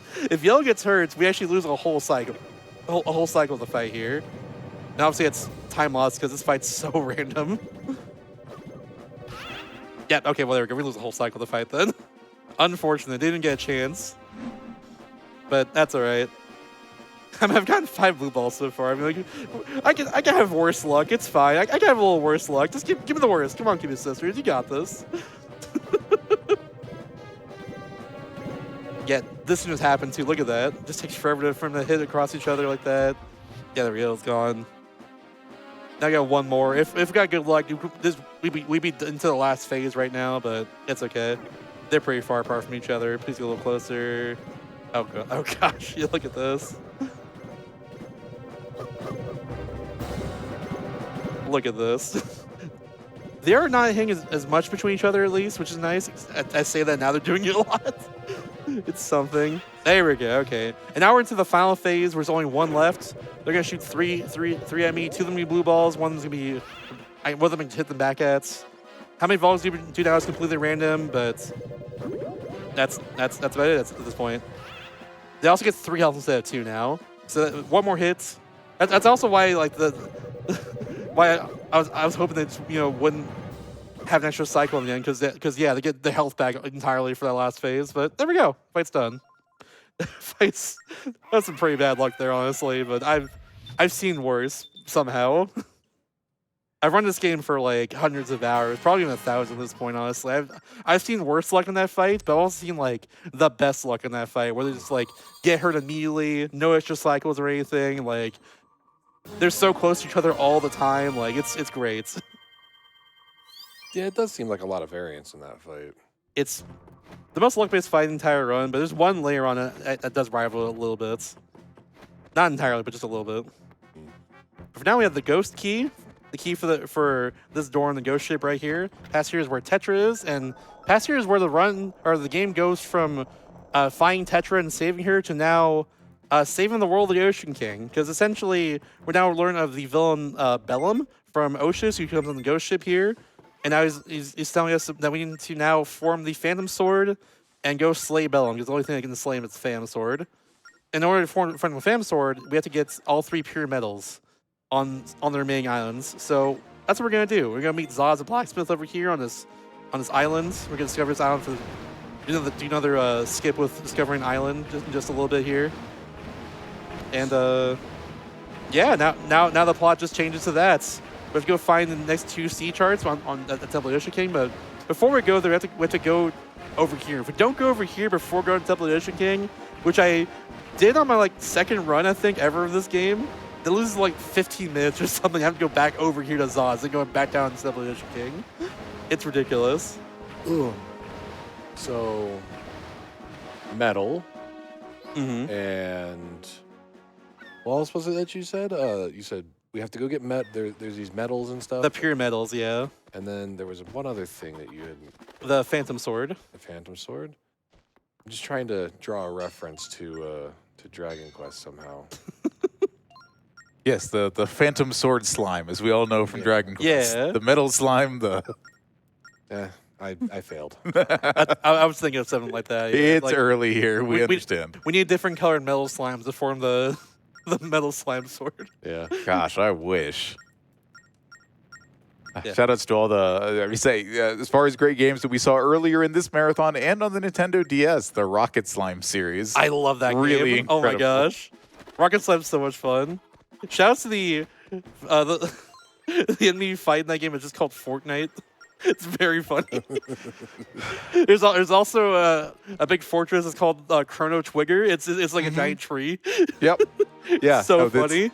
The Dragon Quest game, like, as mentioned during the Dragon Quest 8 interview earlier in the week that Keanu was so gracious as to be part of, that series is just absolutely chock full of amazing wordplay. The Dragon Quest is full of so much of that stuff. I love it. The puns are amazing. Mm-hmm. There's too many of them to go around. There's absolutely too many of them to go around. But you know what? There's One not. of my favorite ones is from Dragon Quest 9, which I Go played for with it. my What you got? projects. It's so there's a place in that game called All Trades Abbey, and at one point you have to go save someone who is the the jack of all trades, if you will. Yep, the abbot of and then yep. turns out he's actually the boss later on, and when he turns into like a demon and stuff, he becomes the master of none. So That is exactly jack the of all piece of- trades, master of none. That It's is so the exact good. piece of wordplay I mentioned during the interview. It's so good. Abbot Jack of all trades alley. Mm-hmm. Too clever by half. It's amazing. It's like one of the best puns in the entire series. You know who else is being very clever and also helping us make great progress? Who is doing It's our that? donors, including but not limited to Lundier Bun. And Bun's $13 donation to Nami says, Dono Train, but that's literally a boat? The train is in the next game. True. And then in parentheses, great job, Mr. Shasta. Your shirt absolutely rocks. Thank you. Shout out fastest first. It was, yeah, we're in the wrong game for trains. That's true. Love Spirit Tracks though. It's my favorite Zelda game personally. I do need a speedrun at some point in my life, but I've been so into this game for so long to the speedrun. You know, it's so much fun to do this. We've also got $25 from Moonblaze Wolf. Is that the Mr. Shasta doing an RPG limit break run? Oh my You'll love gosh. to see it. Good luck, gamer, and let's get that Glitch Expo. We get fastest first.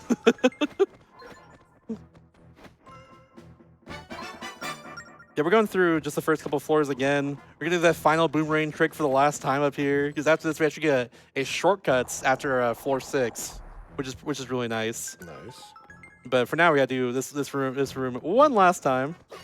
So rinse and repeat what I said earlier about it. We're just gonna go over here, you know, get rid of the fire, go over here, spawn the key in, and then do the boomerang clip. Boomerang has a grab box on the way back towards you, but not a hitbox, so it doesn't get stuck on anything. You can just kind of abuse that and just get that every time like that. And that just skips like half this floor. It's super nice.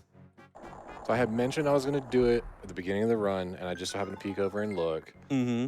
Nice value on the total donations for the week. All right, Chad, I'm going to need you to donate $479 as quickly as you can so Keanu can stop doing that. 'Cause it's going to have to He continue will keep until doing it then. throughout the entire run. He said that to me before the run started. I'm kidding. Yeah, as long as we're in the $67,000 range. Chad, please help my friend out over here. Helping us get closer to our Glitch exhibition are a couple of anonymous donors. $5 from Anonymous. Thanks for saving my morning. Here's $5. Heck yeah. Thank you very much for watching. Thank you. And $6 from Anonymous. $6 to shout out the launch games for the Nintendo DS with special appreciation for the very weird and wild Feel the Magic XYXX. I should have Let's lucked get- in that game. I love that game. Let's get that Glitch exhibition met. I love Feel the Magic. Great game. And Also we have a had good soft spot for some Hearts 4DS as well. very good. And one more anonymous donor who sent in a big rupee. It's $200 Yo. for that Glitch Nice. exhibition. Let's go. Putting us just short of 80% of the way there. Oh my goodness. We're so close. That's going to help us keep pace with Shasta, but not for as long as you think. Let's get that last $210 in. Oh, Let's we do are it, getting y'all. close. We are getting close. Somebody save Tea Tree so I don't have to keep doing the 6-7 thing. I mean, I'm not worried. I assume you're just going to thank you. Like, I saw your hands clasped together for a minute. I'm like, wait a second, that's not what we agreed on. I mean, there's only so much movement that I could do first thing in the morning. That's true, honestly. That's so real.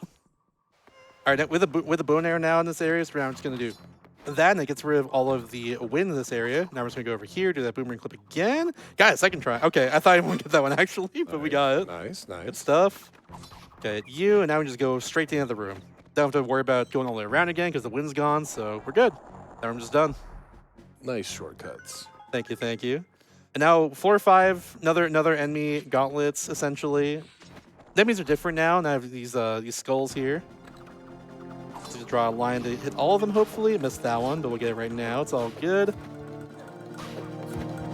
All right, cool. We still got it. I was a little afraid that one would like start like getting fire in them again, like moving around, which makes it so I can't hurt them. But we're good. We got there. No big deal. And now now I have to worry about these centipedes now, which hopefully I can hit them correctly with my arrows here. There's 3 of them to hit with. Like that. Oh, I missed that one. There we go. That's still good. I'll take it. Only one missed. We take those for sure. And I have to save one singular arrow. I'm going to switch my boomerang and then hit the switch across the way I hit earlier. I do actually need like all the arrows I can in this area. And arrow drops are a little bit limited. There's like one Pano layer that has arrows guaranteed every time, but that's about it. But yeah, so on the wall in Zaz's area was a Triforce. I have to draw that on the door here now, and it takes us a different part of the temple once we do that. So pay attention here. I'm about to draw a Triforce on this door right here. Sure. It didn't work. Whatever. Okay, hold on. Dang it. You ruined my bit, game. How dare you? We're doing it again. Okay, come on, really? What are we doing here? Come on. Come on. One more time. One more time.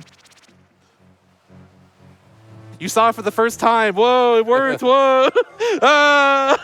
Isn't that the symbol for the Musou developer Omega Force? Whoa. That's kind of what it looked like. That's a deep reference. I don't understand, gamer. I'm sorry. That's a deep cut.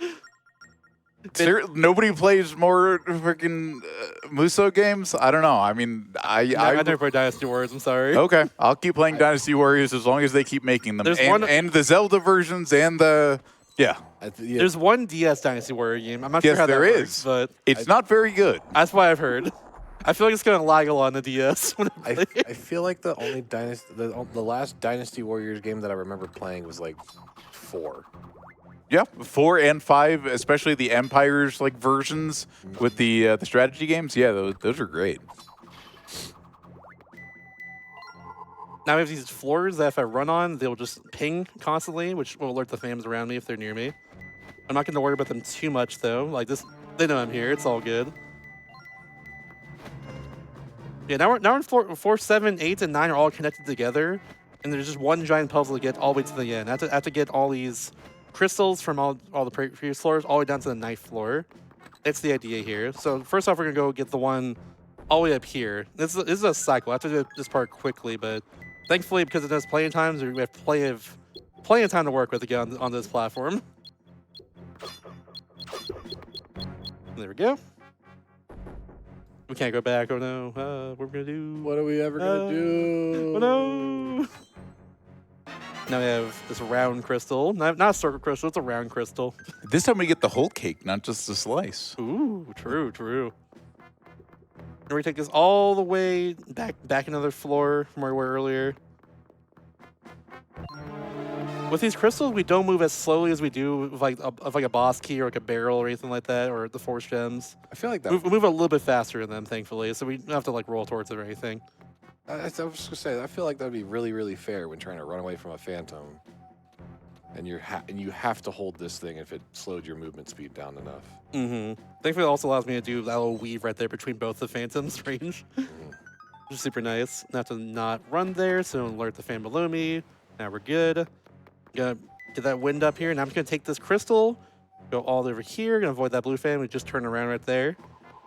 And we're gonna do something a little funky, not intended for sure, but it's very good that we can do this. We just throw it across over there, and we're gonna just now go over here. We created this path earlier. Now we can fall down here. This path now has the triangle crystal in it, right here. Just gonna take that all the way up again and do the exact same thing we did with the circle crystal. Now with the triangle crystal, just take it up that little wind path and just throw it across. And then we're just gonna go across there ourselves in a second. So we're gonna do that. And I have to fall down here. Normally a chest spawns here if you, I think you defeat all the phantoms in this room. Or like, use something in this room and chest spawns there. I forget what it is, but yeah, that's why I just fell into nothing there for a sec. Right, now I can get rid of those spikes, and now I can go over here, hit the switch, and go into the 9th floor finally. And on the 9th floor is where our final crystal is. So we're just gonna get that and then put them in the pedestals on that floor. We must get all the crystals. All of them. It's so important. In particular, I should have to put the crystals in a certain order on the pedestals too. And if we don't do that, we actually can't get to the next 3 floors. This is something that a lot of people didn't do casually the first time as well. But I'm going through the entirety of Temple of the Ocean King right now. Casually, a lot of people stopped after this floor here, and like came back here later once they like had more temples done. Because you get the southeast sea chart here. At that point, you're able to get to 2 more temples. So a lot of people just kind of stop here and then come back. But obviously, it's way slower to do that in the speedrunning sense than, not to like, just doing it all at once. We're just doing it all at once. In particular, I put these in order like this: square, circle, triangle, and then we get through here and earthquake would happen, just telling us, hey, 3 more floors open. And this skeleton on the right side actually tells you that in particular, to put it in that order. And some people miss that, but that's who tells you there. So what I'm hearing and what I'm seeing is that the story of this dungeon is some kind of crystal chronicle. Yeah. That was good. I'll give you that. No, that was terrible. But thank you for laughing anyway. Why not? Why not? Yeah, now we have the last 3 floors open.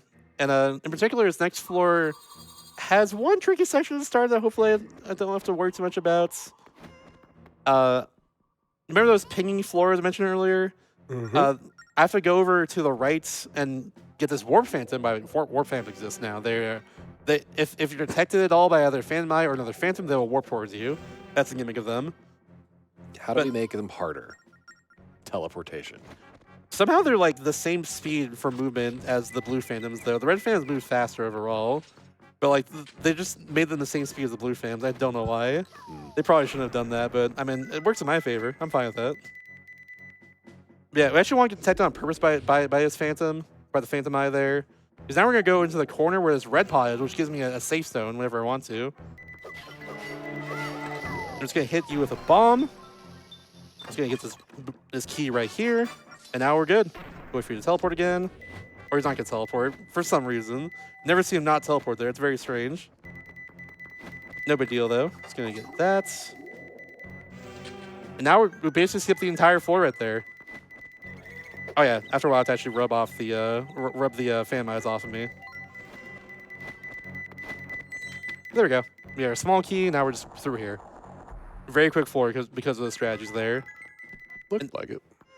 Now floor 11, we have to hit 4 of these floor switches all throughout the entire room, while also avoiding the Phantom Eyes and the Phantoms, of course. I'm just gonna go do that.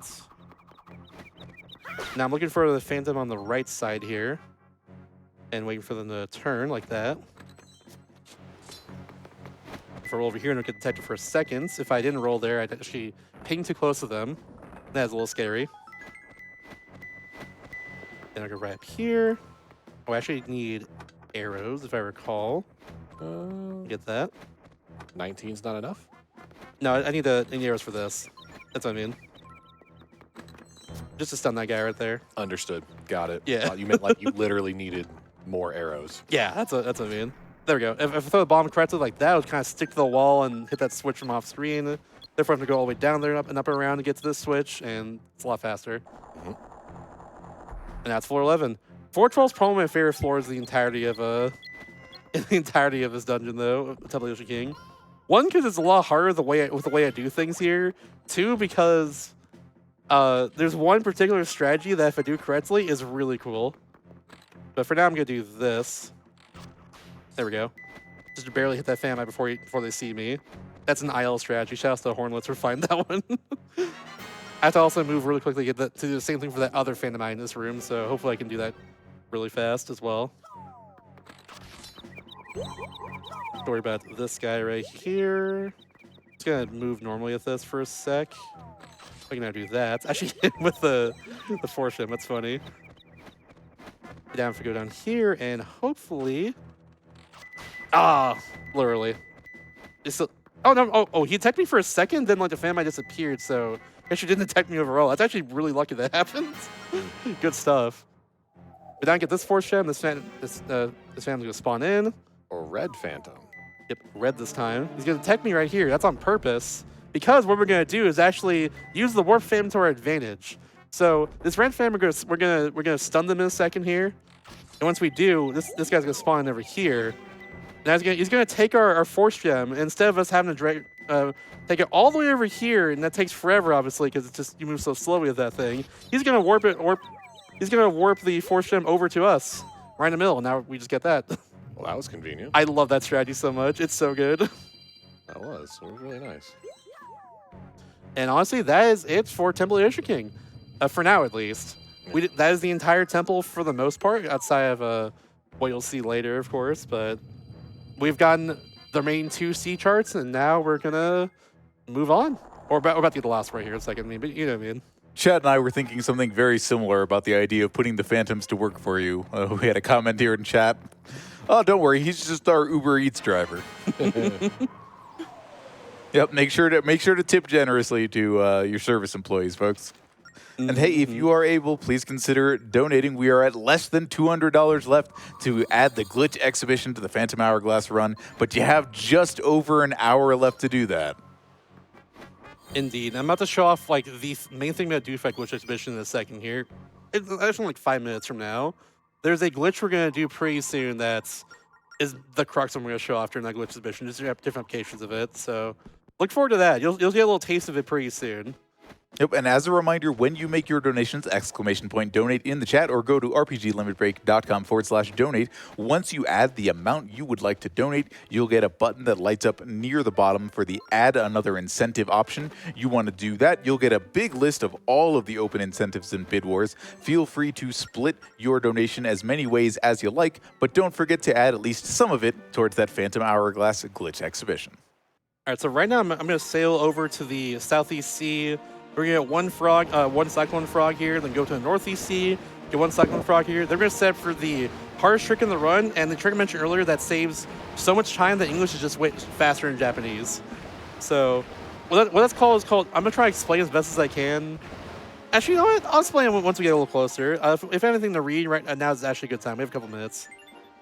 Sure. We've got $10 in from Janisic Gunlian with no comment, but thank you very much for your generosity. That's a fun thing to say. And $10 from Mr. Benjamin. Someone broke into our house last night and stole a dozen eggs. They also left a pan of boiling water on the stove. Police believe it was poachers. Ooh. Wow. That pun. You were taking me for a ride on that one. That pun was... Yep, that comment did not leave me sunny side up. I might be a little scrambled. Oh, man. These puns are frying me right now. Absolutely. Understandable. It is breakfast time after all. Yummy. It is. Can't wait for that hotel breakfast after this run is done. Yeah, no, I was saying, like, I'm up here on the host desk through the breakfast time, but Shasta and Keanu should definitely stop by the hotel and get breakfast after this. Breakfast and sleep, that's my plan. Exactly. Nothing better than taking a nap on a tummy full of eggs and sausage and whatever else you like. Yummy, yummy, yum. Like I said, I'm more than happy to make you a plate and hide it somewhere. Wink, wink. No food in the stream room. But thank you. Nobody Very said it had to generous be of in the you. stream room. I'll probably do one more, by the way. Yeah, absolutely. We have a donation for the upcoming run, Quest for Glory collection, to name the hero. It's $18 from Evelyn saying, "Hello, Evelyn here again. I would like to donate $18 towards naming the Quest for Glory protagonist after Stanley. You know, Stanley, your dearest friend. Who could forget dear Stanley?" Thank you so much, Evelyn. Stanley. Let's just do one last one.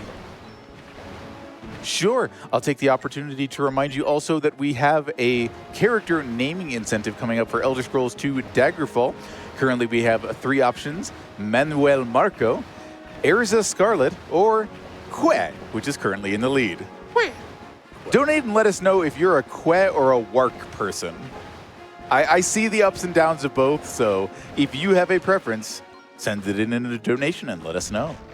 All right, so now I'm going to explain the most complicated trick of the entire run, which we don't even fully understand ourselves, just in like a minute or so. So I'm about to do something called warp displacement here in a second. I got these 2 warps right now.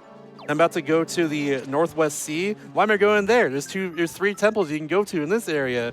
Well, you see a rock formation right there on the smaller screen. We're going to try and warp inside that rock formation essentially, and skip getting the Regal Necklace. It's called Regal Necklace skip for that reason. But it's using a technique called warp displacement. What that is essentially is I am about to frame perfectly get hit by a cyclone on the overworld while at the same time using my cyclone slates. And if I do it correctly, if I do it on the same frame, I'm able to actually offset my warp. And for whatever reason, if I now draw like 2 other symbols, I can just kind of warp wherever I just kind of warp on like random weird parts in the map. I don't know why it's like that. No one really knows why it's like that. That's like the gist of it. But for this trick, I actually need 2 styluses for it. So I'm actually using a second stylus now for this trick. And we'll see if I can get it first try. It's, again, the hardest trick of the entire run.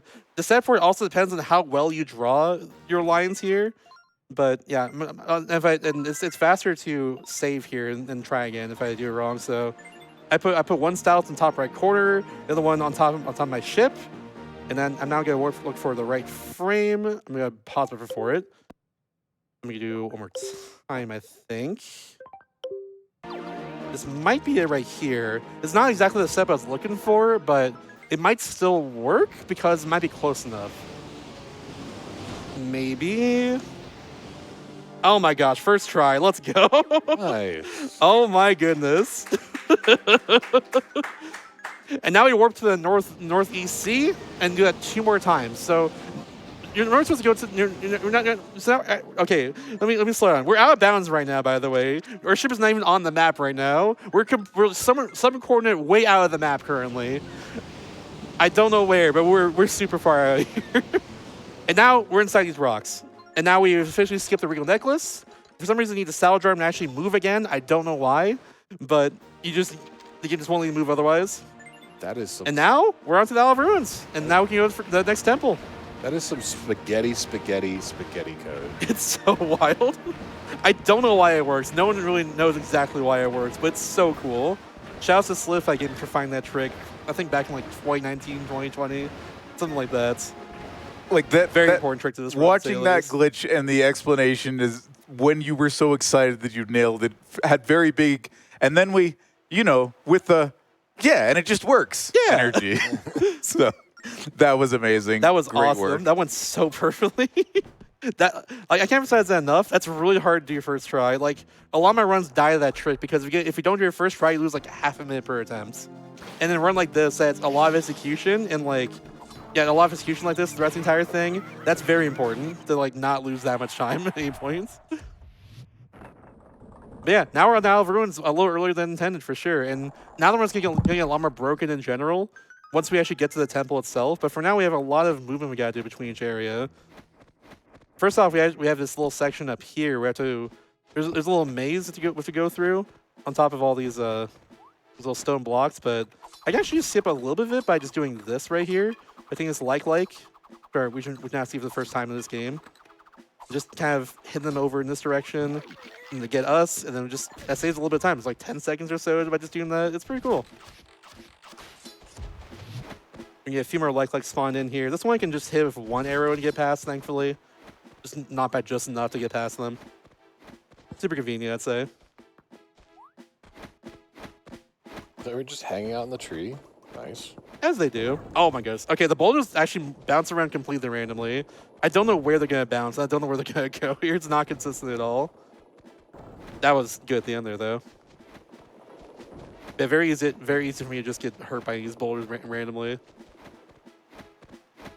Yeah, so what we're going through right now is the ruins of the Cobble Kingdom, essentially. That's the lore right here. There's a bunch of knights who have a bunch of temples all around here. And also King Mudo, who ruled the Cobble Kingdom in the end, which was destroyed by an earthquake, according to the lore of the game here. So we're seeing all their ghosts here. They're buried in the temple. This is the third knight. I think his name is Bremir, if I saw correctly there. There's a fourth knight on the island that we skipped earlier, where the regal necklace was, out of the dead. And he tells us to see the necklace and go to the cyclone in front of this island, essentially. That's the idea there. We're not going to the second night. And then the first night after that, and then into the temple, which is actually the last temple is, of course, a straight up Zelda temple at that point, King Muo's temple. That's what's going on here. We have to go between all of them right now to actually be able to lower the water level. And then once we do that, we can go to all the temples and we're good at that point. I thought we already did Water Temple. Why are we doing more Water Temple stuff? This is Water Island. It's different from a temple. I don't even know. This game's all water. We're on the sea the whole time. There. Oh, that's rude. That's so rude for casual players. Mm-hmm. They put a random trap door in the middle of nowhere. There's a few of them in this area. It's very mean. As opposed to what, Keanu? Putting a trapdoor just in, like, the middle of town? I feel like that'd be, people would know it was there before very long. I mean, at the very least, put a sign down or something. Warning, trapdoor. Exactly. Adventurers, watch out. If you happen to be traversing these ancient ruins, and then you just put the trapdoor behind them so they run right into it while walking away from the trapdoor sign. Ooh, that's clever. Yeah, back over here in a second, we're actually going to what's probably one of the longest sections of doing nothing for a second. Like, in this run, you're doing stuff constantly, like with the stylus, with the touchscreen. Just you're moving around all the time. You're always pressing buttons, but right here we have about 20 seconds of doing nothing, which I'm just going to take this opportunity to drink some water. And I'm going to take this opportunity to issue one last challenge to chat that I know will help us destroy that glitch exhibition. I'm going to recommend that people send in $17 to celebrate all 1,700 games released in the U.S. Oh for my the DS goodness. Destruction Project. True.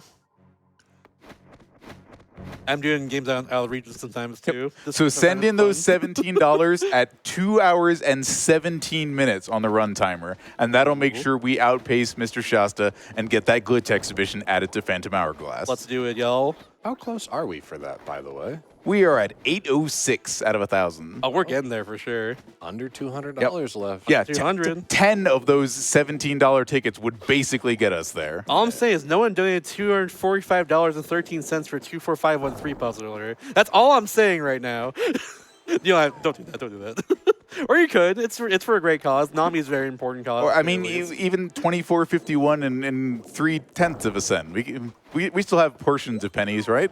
Yeah, why not? I mean, they show up on gas prices. That's got to count for something. That's true. That's true. We do have $10 from Alu Vixipede with their donation to Nami saying, been loving this marathon so much, and I especially enjoy the late night and early morning content because I have a sleep disorder. Thanks, heart. No I got you. No problem. By the way, all the nice names, something like Super Regal, like Max or Doylan or Bremure and all, or excuse me, Bremure, Doylan, all that. But this guy's named Max. Normal name. Yeah. So now you're gonna take us over to this door here. Really, from like the door we saw in Temple Yoshi King. In this case, the path we went through earlier on the bottom left of the map, there's like certain spots to go to that say, "Hey, draw it right here, draw a line right here," and all that stuff. And that's how you get the symbol there that I just drew on that door. I mean, the symbol there was that's bookmarking something for later, right? Pretty much, yeah. Okay, excellent. So we're going to put a pin in this, and we're going to come back at 2 hours and 17 minutes and make sure to get into those donations to finish off our glitch exhibition incentive. Indeed. It would be cool. I want to show off some cool glitches. I want to show off some cool new applications of warp displacements. Like, and genuinely, who better to show you glitches on the Nintendo DS than the unquestionable master of the DS? The DS King. You could call me that, I guess. I don't know. I mean, okay, I guess it's still questionable until you finish the project. At that point, it will definitely be unquestionable. I do plan on finishing it, to be fair, but yeah. That's... Oh, please explode. Thank you. So right here, I'm actually looking for some drops of either bombs or arrows. They can randomly drop from any of these pots in this area, so I'm trying to just look for them right now while going through a section. In particular, you want to use bombs to get through here more than anything else. That's how the game wants you to do it. But right now, we're going to go up to a switch on the floor. I'm actually hit this for one of the shots. Yo, nice, perfect. And we're going to save and quit here. It saves a little bit of time on the way back, but also, more importantly, actually resets the cycle of the whole area. So now we're at actually a really good cycle for getting past these platforms up here. Essentially, like this platform here is in a good spot for us. That's what I'm trying to say. But one of the things that often bothers me about global cycles, you know, God patterns, whatever you want to call them, it's that they are often dependent on like, oh, we just, you know, we cleared the 3 areas before this properly, so we get the good cycle. I love the idea of being able to set the good cycle for yourself. Yeah. It's helpful and good, I'd say. All right. So Muno's Temple, by the way, is the most broken temple of the entire game. Earlier, I mentioned at the very start of the run, a new big time save that was recently found in this temple. I found it, I was like 8 hours ago, 9 hours ago, something like that. It actually does save time. I didn't think it would without one thing being possible, but it does actually save just more time than I expected. I'm actually going to use bombs on you. So 2 bombs destroying like, and so is 3 arrows. Normally I use arrows here, but I'm actually pretty short on arrows, so I'm gonna save these arrows that I have right here. Actually, you know what? I'll use arrows for this one. For that time save I just mentioned, I actually do need bombs for it. So did you just literally talk yourself out of saving your arrows for later? The thought process is... I need arrows as well for this temple. I need drops. I mean, sometimes it just comes down to you have to talk it out to understand things. Exactly. Also, Keanu, right now we get the hammer, by the way. The hammer is the most broken item in the entire game. So the hammer does more damage than your sword does, even with a spin slash. You can pull it out even faster on top of that. Beyond that, too, it's also very broken. It allows for a lot of glitches and skips that you'll see very soon, actually, the first one will do. But it's really, really good. So the first thing I'm going to do is call a hammer clip. You're going to see that as next room right here. The hammer clip, essentially, I go against the wall. I put my hammer up next to me. It'll start like kind of gyring back and forth. And then if I pause in the right frame, I keep the hammer on the other side of the wall like that. Oh, I missed actually. That's fine. We'll try again. Like that. And then just hit the switch on the other side of the wall. And that saves a lot of time in this area already. But we're going to do another trick. I guess you can clap for that. That's fine. But we got another trick actually right now. Hold on one second. Hold your claps. This is called an arrow despawn. Hold on a second. See if I can get that. Second try. There we go. Nice. And that saves you more time in this temple on top of things. But beyond that is one more big time save that I discovered recently that we're going to do here in just a couple, just a little bit here. And I hope I can get this quickly. This one is even flashier. I'm going to do something called bomb skew, which used to be in the route for this instead of what we're doing now right there. But it's now back in the route because it is a good amount faster. I think it saves like up to like 40 seconds first try or so if I do it correctly up here. Maybe like 30 or so. I'm gonna get this just in case I don't get after a while. So we just move on. That's our marathon safety, but let's see if I can get it right here. The set for this is not consistent right now, but I'm gonna try my best.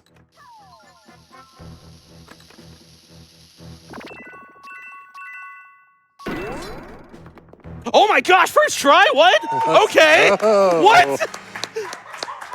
And now I can just jump over the rock right here and just do that. Now we just skip all of that section there entirely. What? Excuse me? When the runner himself is impressed, what? You get a good sense of how difficult that trick is. Oh my gosh! Incredible work, Mr. Shepard. How did that happen? We were right before the run started. Shasta was practicing that, and he had, I think, for hours. I think he had 11 or 12 bombs and failed all 11 or 12 times. Yeah.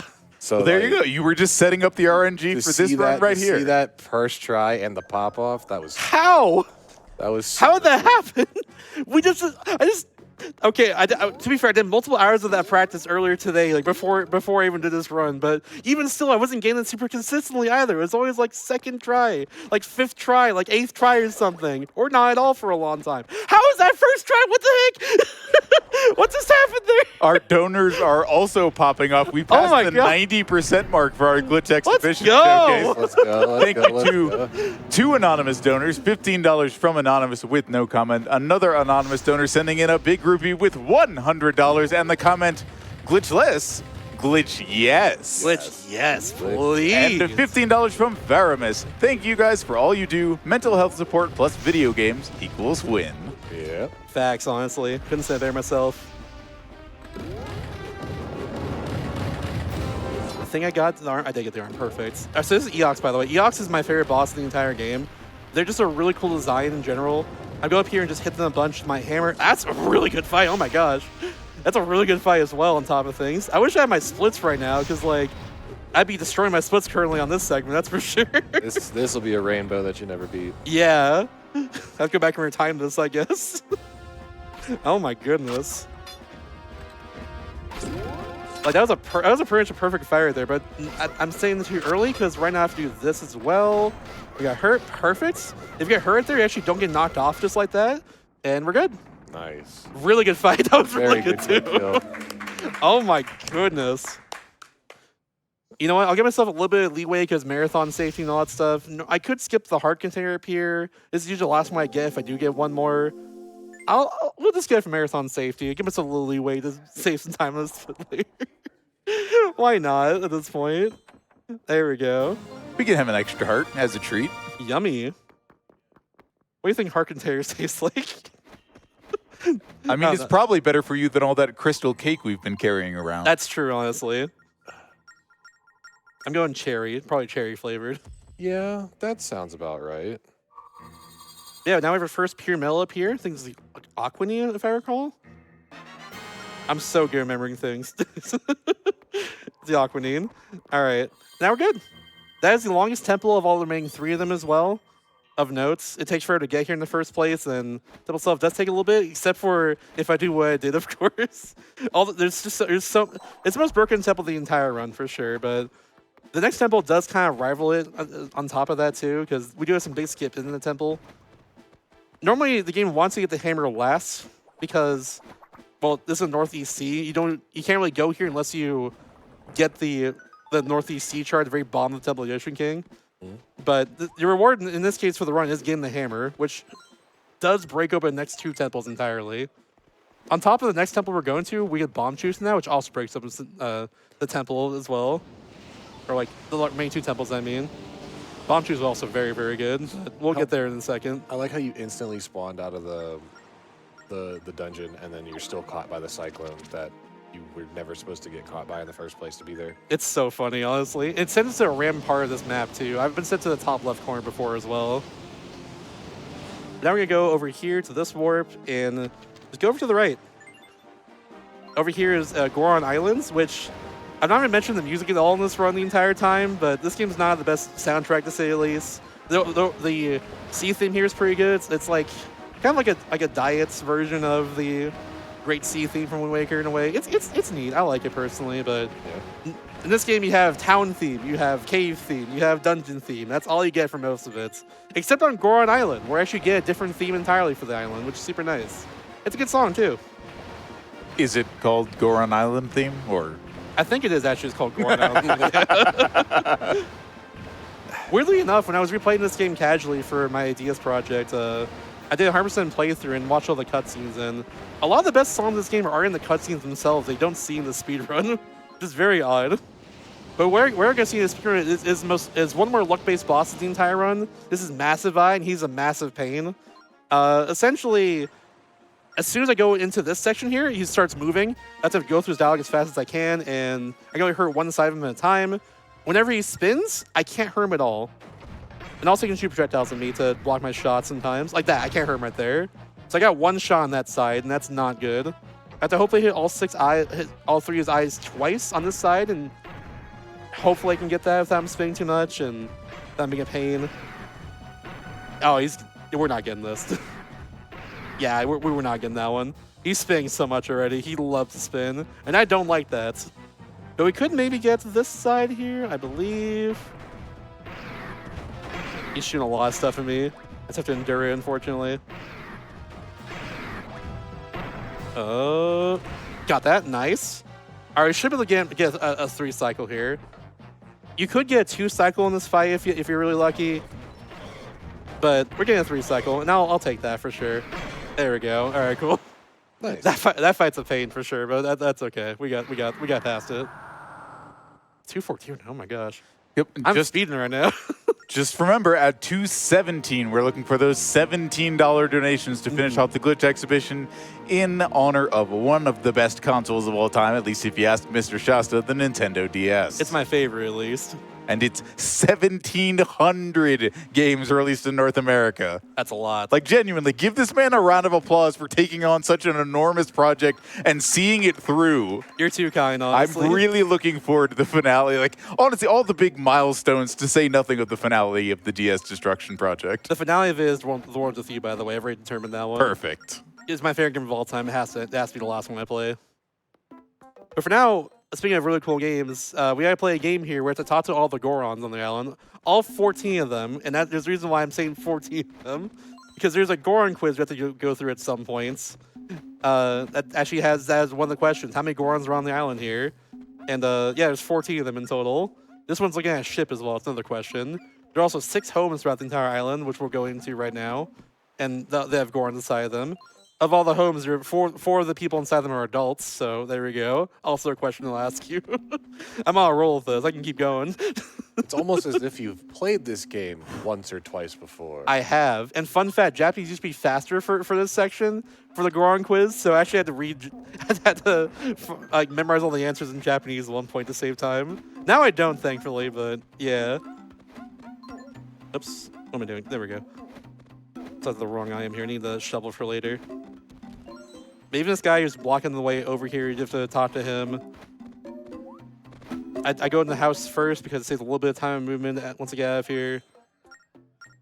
because I can do 1 roll, then 2 more rolls afterwards, and just go right up to this guy like that. Bam! Small little time savers. It's Sarah. It's Sarah. That's all I need for a section like this. We're just moving around. There's one small thing I want to point out in a second, though, beyond me just moving around normally and talking to Gorons. But in this upcoming section, to talk to this Goron properly, I have to actually destroy these 3 yellow choo-choos on top of the cliff. So we're going to do that by shooting some arrows at it, which thankfully is an arrow drop right here. 1, 2, 3. I'm going to rush the cliff quickly. I can get it. That's fine. If I jump off the cliff there, this Goron actually put me on top of the cliff again once I get this treasure map from him. It's very funny, but I was a little too slow there, but it's all good. Yeah, now we're going to get this last Goron here. In particular, I'm over on this side of the map, far away from where the Goron Chief is, which actually gives me the Goron quiz. For a particular reason. That's because I don't need to do that right now, actually. I still need to do the Goron quiz in general, because if I don't do that soft lock later, but for now, what I need to do is go... Oh, it's not that. What I need to do is... I actually need to reset the room because of the camera. I'm going to go up here and do that.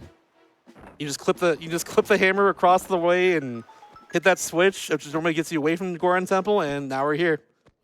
And that saves a lot of time going around the island to get to the Goron Temple. That's like a good 1 or 2 minute time save at least. Perfect. And speaking of time, it is time. Send in your $17 donations. Tell me about every DS game that you love, and let's get that Zelda glitch exhibition destroyed. No, you might love, by the way, is Fossil Fires from Nintendo DS. I know Teacher also loves that game too. Yeah, I was going to say there was discussion happening in the public practice room yesterday where people talking about games that they love that other people haven't heard of, and Shasta mentioned Fossil Fighters, and my ears went up, and I'm just going to turn my Fossil Fighters. Somebody? Absolutely. It's incredible. If you like Pokemon, it's has similar mechanics to that, but does its own thing very well. Same as its sequel, Fossil Fighters Champions. It's fantastic. I absolutely love that game. I might learn the run for it at some point. I've thought about it. It's like a 5-hour run, but I just love the game so much. We'll see. Maybe I'll submit to Future Limit Break if I learn that. Yep. Would be cool. Yeah, because of the hammer, by the way, these enemies that normally you have to do something else to defeat them with, you can just kind of use the hammer to destroy them really, really trivially. Like you said, you're not supposed to have the hammer here, right? Yeah, absolutely not. Oops. There we go. Yeah, so everything just gets destroyed by the hammer so quickly now. Yeah. And there's actually an upcoming enemy which normally have to shoot an arrow into their eye and then hit them with a sword 20 times or something, but instead what we're going to do is just hit them with the hammer. And that's just it. That's all you need. Yeah, we missed out on this, but here's Gongaron, who's the son of the Goron Chief. He goes in the temple ahead of us, and we have to chase after him the whole time, and turns out he's trapped. Yeah, there are 4 hits, by the way. And it's really cool because we actually control Gongaron for just a little bit here, which is one of the few times in the Zelda series I actually don't play as Link for even just a little bit. It's pretty awesome, honestly. Yeah, we just move around with him for a little bit.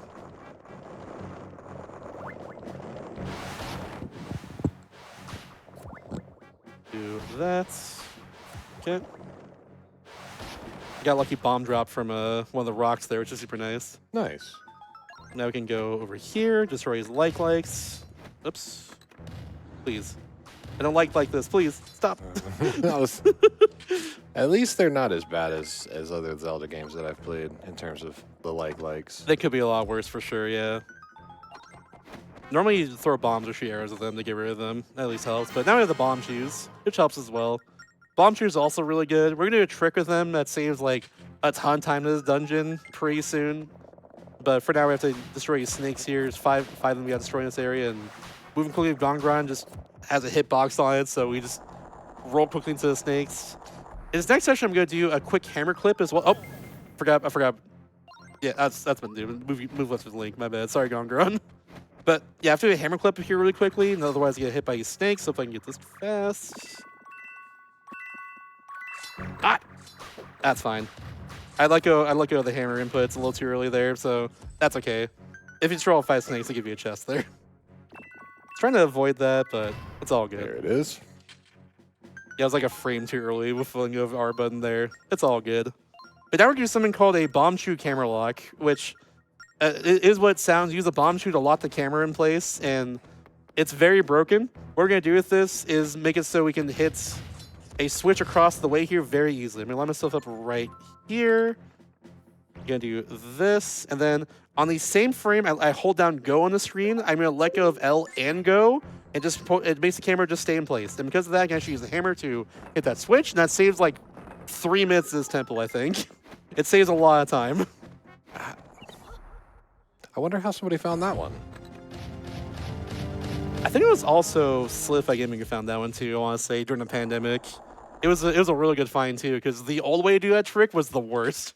You'd like roll into the rock I destroyed right in front of that like bomb shoot area, and like the camera barely moves over enough for you to like barely be able to hit the very side of the screen, but my DS like couldn't do that too well, so it was really annoying. But now you can just do this, especially for this section here. Normally there's a whole puzzle where a bunch of snakes spawn in and they block the way to these switches, but they never spawn in because they never go past those spikes up there. You just use the bomb camera lot to destroy all that, and then bam, we're good. Yeah, so we are definitely getting to the point where we are breaking this game. Yeah, it takes 2 hours to get to this point because of the hammer, but like the hammer at that point and the bomb shoes now just absolutely destroy this game. It breaks it wide open. It's so cool. Like I said, the further this run goes on, the more sauce it has, and that's what makes it so much fun to me, honestly. Yeah. Because like you're not only just doing some cool tricks to save so much time, you're also doing a lot of really fun optimized movement and trying to optimize fights along the way too, and have really fast boss fights, and it's just really fun for that reason. It's so unique because you can use the touchscreen and like occasionally L and R button for all of it. It's really cool. Like, genuinely, though, you couldn't have sauced or swagged this run up any harder than that first try bomb skew. God, for real. If you're just joining us, I if still you weren't can't believe here for that that happened. earlier, you absolutely need to go back and catch that VOD. I later. hope social media clipped that and is putting it on the RPG Limited Break Blue Sky or something. Right? Because that should go on there. Give it I'm not going to do your job for you, but I'm just saying. I just found out how to do a trick consistently like 8 hours ago before his run started. You know, genuinely, when I went to go get some rest before, knowing I'd be coming down at like 4:30 or 5 in the morning to be ready for hosting, I saw Shasta posting on Blue Sky being like, all right, I spent some time in the practice room and it just doesn't seem consistent. I'm sorry. And then I wake up and he says, yeah, I stayed up all night and I just kept practicing. So I think we got there. Let's show it off. Yeah, why not? By the way, this is Dongo-Rongo. It's a big Dodongo, as you can see here. For his first phase, we have to, of course, have Gongaron just hit them on the side over and over again until they topple over. Then as soon as they topple over, you put a bomb shoot right inside their belly, and they explode. And fight's over. Yeah, let's go. Nice. Fight's over. Yeah, let's do it. No more fight. Yeah. Oh, that bridge. A bridge. We can go meet Gongaron over in the pure mail room. Hell yeah, let's go. Let's go over there. Why is the boss still here? Why don't I hear boss music? Why do I hear boss music? Why'd the door close? Ah! Still alive! Ah! And he's got blue acne! Ah! Use some soap next time! Anyways.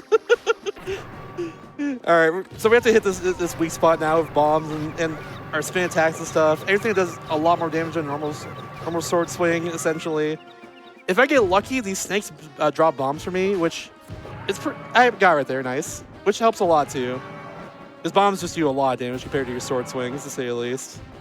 You can't hit him with a hammer, unfortunately. I'm pretty sure you can, at least. I never tried it, but I'm pretty sure it's not possible. I'm gonna save myself 2 bombs for later. There we go. That's 2 cycle Dongo-Rongo. That was still a nice second phase. That's very good, honestly. At least it looked like it was fast. No, it was pretty fast, honestly. That went really well. Good. Heck yeah. And that's pyramid number 2. I've got my own heck yeah in response because we just closed out the Phantom Hourglass Let's Glitch go! Exhibition. Thank you so much. So much to everyone. Do I have just a minute to read out some appreciation? Absolutely, go for it. Fantastic. Lundier Bun sent in a $15 donation a little bit earlier. Bun says, this pace is absolutely diabolical. Positive. I'm still in awe witnessing a cool new skip that Shasta discovered only 9 hours ago. So hyped for the legitimately, Glitch that is so exhibition. Actually, like 9 hours ago. That is legitimately so cool. Palamer6 sending in $17 tsunami. Pop quiz. How many rupees have you won so far? Ooh. 46. Good answer. $17 from Textonami. That first try was amazing. Let's see the glitch exhibition. Yeah. $17 from me, from a teachery. Ooh, you. Shout out to Moero Neketu Rhythm Damashi Ostatego and then 2 and its final song, Sekai wa Sori o Aito Yobundeze, or That's What the World Calls Love. You ever cried while singing your heart out and playing Nintendo DS? Oh, plenty Highly of times. recommended. Not during the DS, but I have definitely cried during singing. $17 from Spicy Pasteles. Donating to celebrate the Nintendo DS, it was a foundational system for my sister and myself. By Her the favorite way- DS games include Pokemon Platinum, Mario and Luigi Bowser's Inside Gone Story, Gons.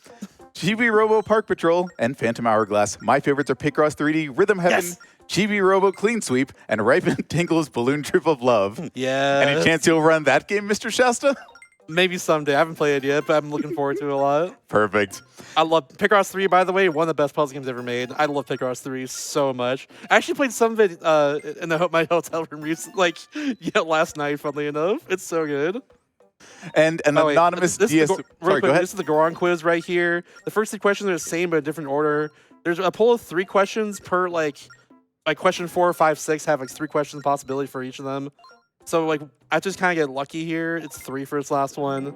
And, know the answers for all of them. A total of 12 questions you gotta know there every single time, and you have to read which ones are correct. And reminder, I used to do this quiz in Japanese when I was fastest.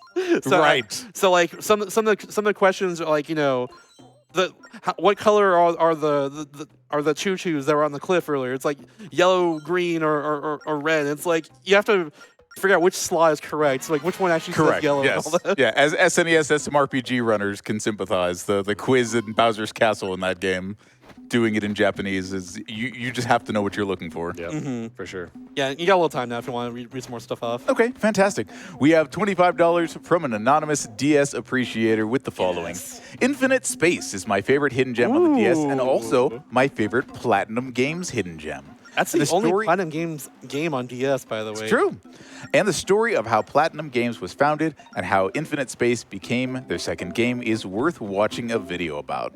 It was right before Xenoblade came out too. That's true. Oh wait, Platinum Games. No. The Okami, then Infinite Space, and then on to Bayonetta. Yeah, that's what it was. Yeah. Then Adventure of Commandant came out. That was not by Platinum Games in particular. It was just by Capcom. Straight Yeah, but Okami then is fantastic. That game is great. I love love Chibi that game too. Yeah, now we're onto the Isle of Frost, our last major island here, where our last temple is. As you can see, there's a bunch of ice all around it here. We got to destroy the ice all around it by just hanging for our cannon a bunch. Or do it optimally. I'm just gonna do that. Hopefully that's good enough there. Yeah, I'm just gonna go around now and hit all this if you have anything else to read here. Sure, happy to take the time to talk about upcoming incentives and bid wars for the newly added Quest for Glory collection from David TKI that'll be coming up right after this run. You can choose your class. Currently, Thief is in the lead, but even a donation of $5 could make the difference if you'd like to see the Fighter class win the day. And you can also name the hero. Currently, our good friend Stanley. You remember Stanley, right? Yeah, Stanley. Stanley is in the lead for that choice, but anything else could join the fray. So if you'd like, please consider donating !donate in the chat or rpglimitbreak.com/donate. When you add your donation amount, you will see the Add Another Incentive button light up near the bottom. If you proceed to your choice of payment, you've gone too far. Don't forget to hit Add Another Incentive, and then you can split your donation up between as many different open incentives and bid wars as you like, including but not limited to the ability to catch Snorlax and use him against Red in Pokemon Gold, the bug catching contest, and the option to buy the Flower Girls Flower in Final Fantasy Tactics: The Evilist Chronicles. We should catch the Snorlax. Snorlax is cool. I'm a big fan.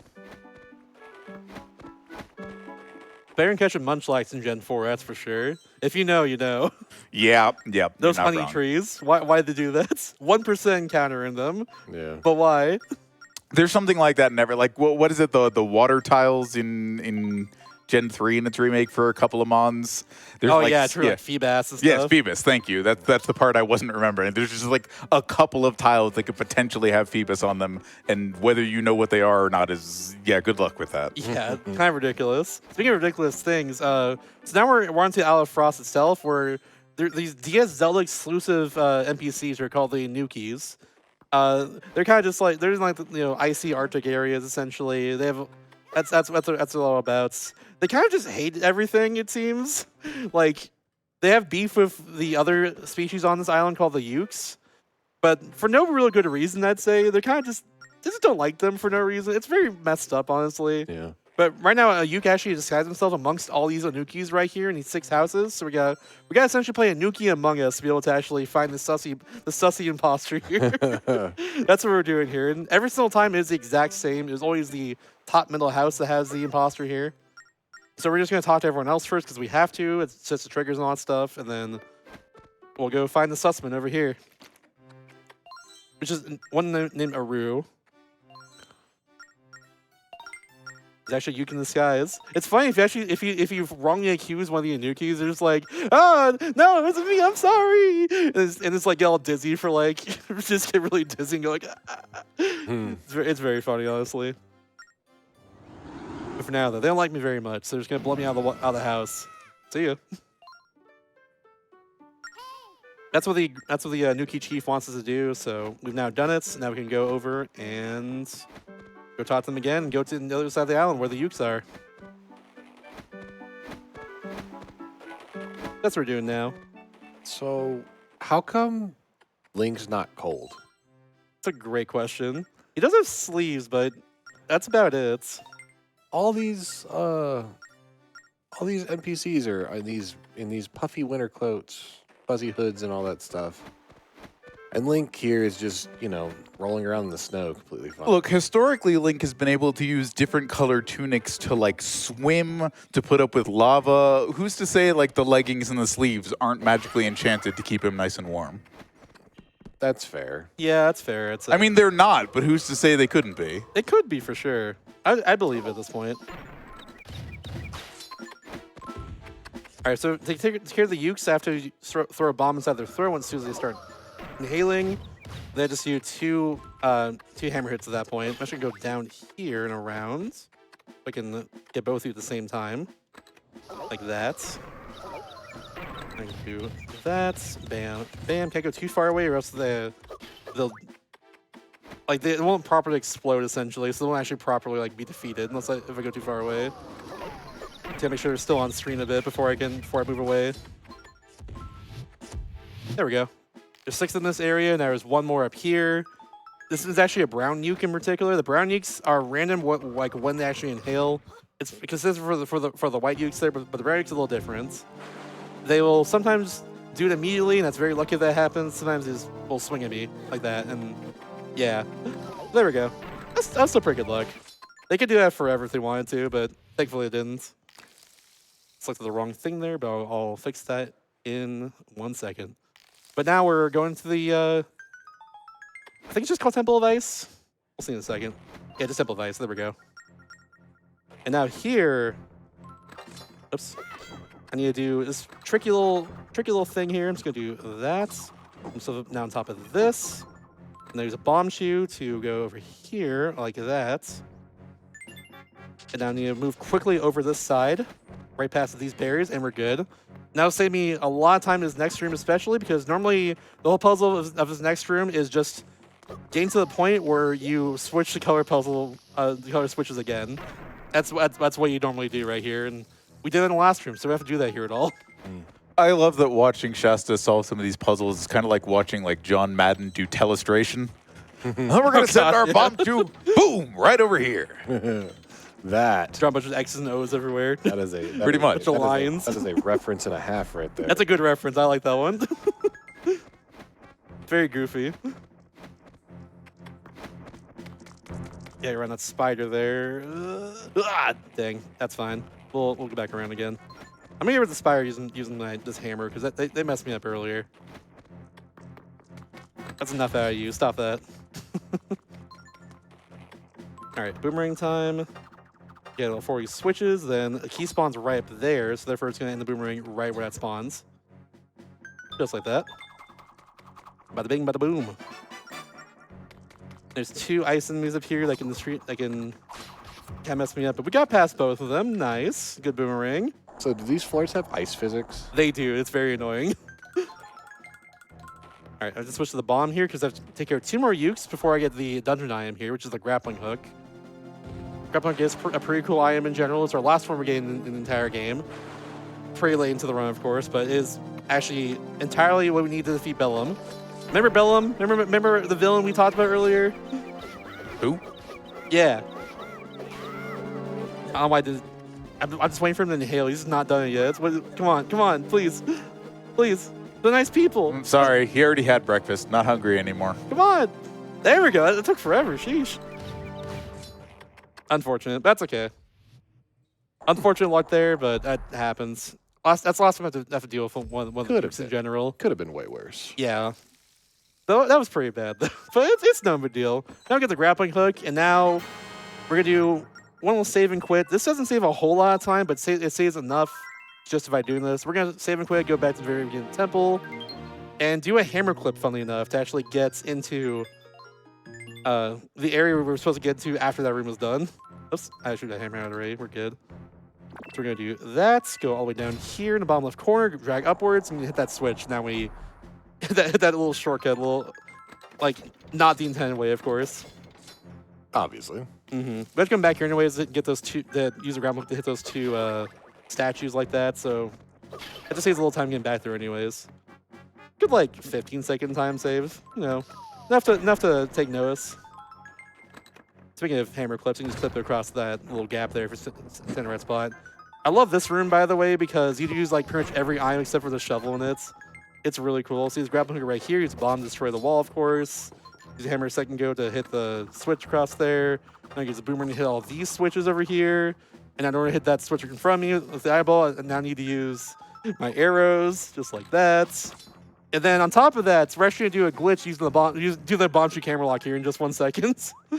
So, yeah, we use everything except for the shovel here, basically. I was going to say, there was a lot going on right there, for sure. It's so cool. It's like if anybody there out there watching is an FGC fan, that was kind of like listening to the DHC glitch being explained. We do a glitch, but it's like it's another glitch, but it's not like a glitch. So when you don't have to add more glitches to your glitch. Oh, close. Okay, so I'm standing right now, like frame perfectly on the ledge right here. I have a set for this. Hopefully get that. Okay, cool. You have to get just a little bit off the ledge, like more than intended for sure, in order to make that work. And now I do this, bomb shoot camera lock, and now I switch over the grappling hook. If done correctly, while the timer's ticking down, I can now go over here, grab this, hopefully, please, soon. Please grab it. This is essentially random. It's really annoying. Oh, come on, it hit it. Okay, it's taken down quickly. We did it again. That's fine. This is definitely a run killer trick, like at Woolworker level for sure, because it's so far into the run at this point. But yeah, it's like if you don't get that first try, it's like a good like 30 seconds gone, you know. But we go again. We try again for sure. Yeah, you got it. Absolutely, we got this. Do that. Oh, didn't get a jump. Oh. Oh, I should went a little further in front than I thought I did. Okay, well, come on. Stop being silly, Link. Okay, I'm pausing too quickly. That's the issue here. I'm pausing too late now. It's now an issue. Okay, now I'm moving while I'm invincible, which means I'm not getting stuck there. Okay, here's what we're going to do. We're going to go back and get some health real quickly, then come back and do that again. I'll try it one more time. If it doesn't work, then we're just going to do the normal way, which is cool too. But that is one of the hardest tricks in the run. And also, like, actually getting the grappling hook itself is pretty inconsistent, unfortunately. But, yeah. It's all good. I mean, this run's gone so well up until this point, honestly. It's totally fine if I falter a little bit right here. That's the way I see it. Absolutely. Yeah. Try again one more time. Now we'll just do it the normal way. Oops. That should be a good step there. Let's try it again. Go all the way around like this. Try it right there. It's a little higher than before, I'm pretty sure. It might actually work out. Oh, there we go. Perfect. Nice. And then I have to get through here before timer checks down, but then otherwise we're good. And we are good. Good stuff. Thank you very much for the claps. All right. All right. No, see, I think but that being said, one more thing we got to do right here, by the way. Go for it. Unique hammer clip right here. I have to now hammer clip, and then as soon as it becomes big, I have to hit this spot as soon as that happens, and second try for that one. And that skips like over half of this room. That's actually a huge skip. It's so simple. Very good stuff. I think the reason we succeeded was some advice from Coach Alta Biscuit sending in $50 to Nami. You see, the key to having a good running game is having a good bomb chew. It's just fundamentals. Thank you very much, Alta. Very good. Oh my.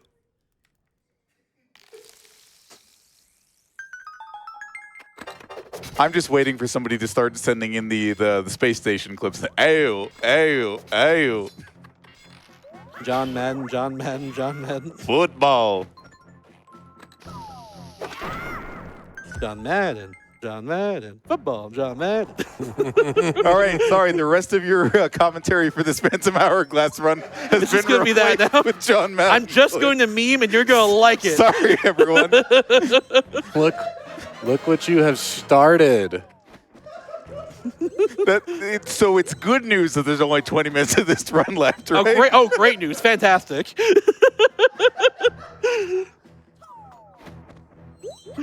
Hey, was this temple's done, by the way? You're never gonna fight the boss? That's pretty cool, right? Yeah. This boss is pretty set in stone a lot of the time. They're they have like certain cycles I can't really skip, but I can just get to them faster if that makes sense. But this is like the longest fight in the entire run, essentially. There's not much you can do here for most of it at the same time, but there's one thing at the end I'm gonna do that we'll point out. But for now, if there's anything to read, that was a fantastic time while I fight Gleok here. Perfect. Yeah, I just love to remind people of what they can donate to be entered for a chance to win up until the end of this run. For $5, we have the likes of the Gengar Squishmallow keychain, donated by Ashen Prime. A Pokemon Gen 1 plush throw, also from Ashen Prime. From our friends at Square Enix, there are Saga Frontier 2 remastered Steam keys available. A Tales of Zestiria figure set from Shuffy. And Toon Link and Tetra Perlers created by Red Silvers and available for a $5 minimum donation. Oh, heck If yeah. you've already made those donations, you are entered in to win all of those. More prizes becoming available after Phantom Hourglass ends, but also for $10. There's a copy of Final Fantasy XVI for the PS5 from the Stevens family, a set of Pokemon coasters from Wells, and for $15 minimum donation, there is the Evolution Flower Wreath that you might have seen during our save point last night. It's absolutely beautiful, created by Pure Siren, and representing all of the evolutions in flowers in a lovely decorated wreath. So if you are interested in being entered to win any of those, and you haven't made a donation in the last few hours, you have until this run ends! !donate in the chat or rpglimitedbreak.com/donate. Get some cool prizes, y'all. Please do that.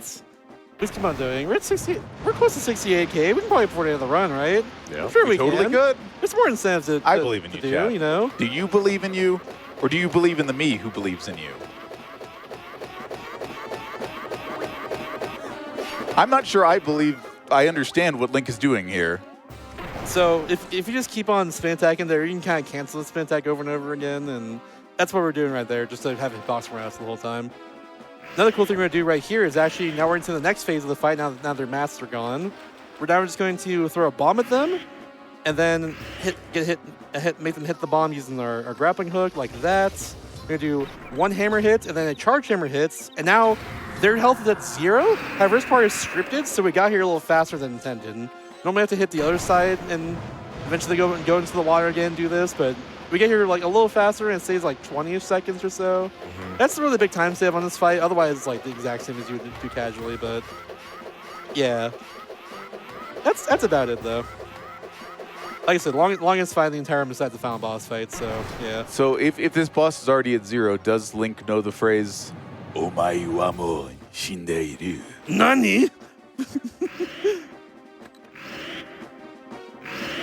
Also, it's random how many times they do that attack right there. It's not a huge deal or anything. I'm not worried about like that luck of all things in the run. There's so much more luck to worry about in this run. There we go. And fight's done. Nice. Like, Visually, the fight's really cool though because he uses both screens all the time, and you know, it's just very cinematic for sure. I love it a lot. In the speedrun, yeah, you just kind of that's always you want to do that small time. Shout outs to That's it. surviving the cutscene boss, essentially. Yeah, pretty much. Yeah. That was my only complaint about the DS was the fact that like my attention span couldn't focus on 2 different screens at the same time most of the time. No, it's pretty valid, honestly. I feel like most games do a good job of making so you have to focus on 2 of them all the time, but some games have it as like a main thing, like a main mechanic of it. Yep. Shout outs to Sonic Rush. Shout out to Yoshi's Out on DS. That game was kind of egregious for that. I do like that game, but it's like, yeah, if you try to 100% that game, good luck. Like, the whole gap between both the screens is also part of the screen itself, and you can't see it. Yep. So. Same with Sonic Yeah. Rush. Exactly. There's definitely some zones where you're like trying to get into the warp zones to get the emeralds, and like the transition between the 2 screens will totally throw you off with your jumps. I don't have a whole lot of bad to say about Sonic Rush, but that's definitely one of them for sure. But that game is overall really good. I like Sonic Rush a lot. Now we're just going back to our ship, and we have all 3 pure mills. So now we can go over to Zaz and make the Phantom Sword. So we're going to go do that right now. Big special sword come. Well, at least we're gonna make the sword blade. That's the idea here. We don't exactly have the full sword yet. We can't make the hilt just yet. We're gonna go to Oceans for that later. But for now, we're gonna at least start the process. Need a sword and a hilt.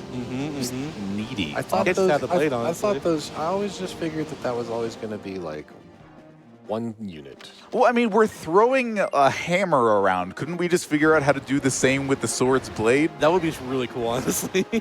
Yeah. Let's make CL do all the work. At that that's point, fine. you don't need a hilt.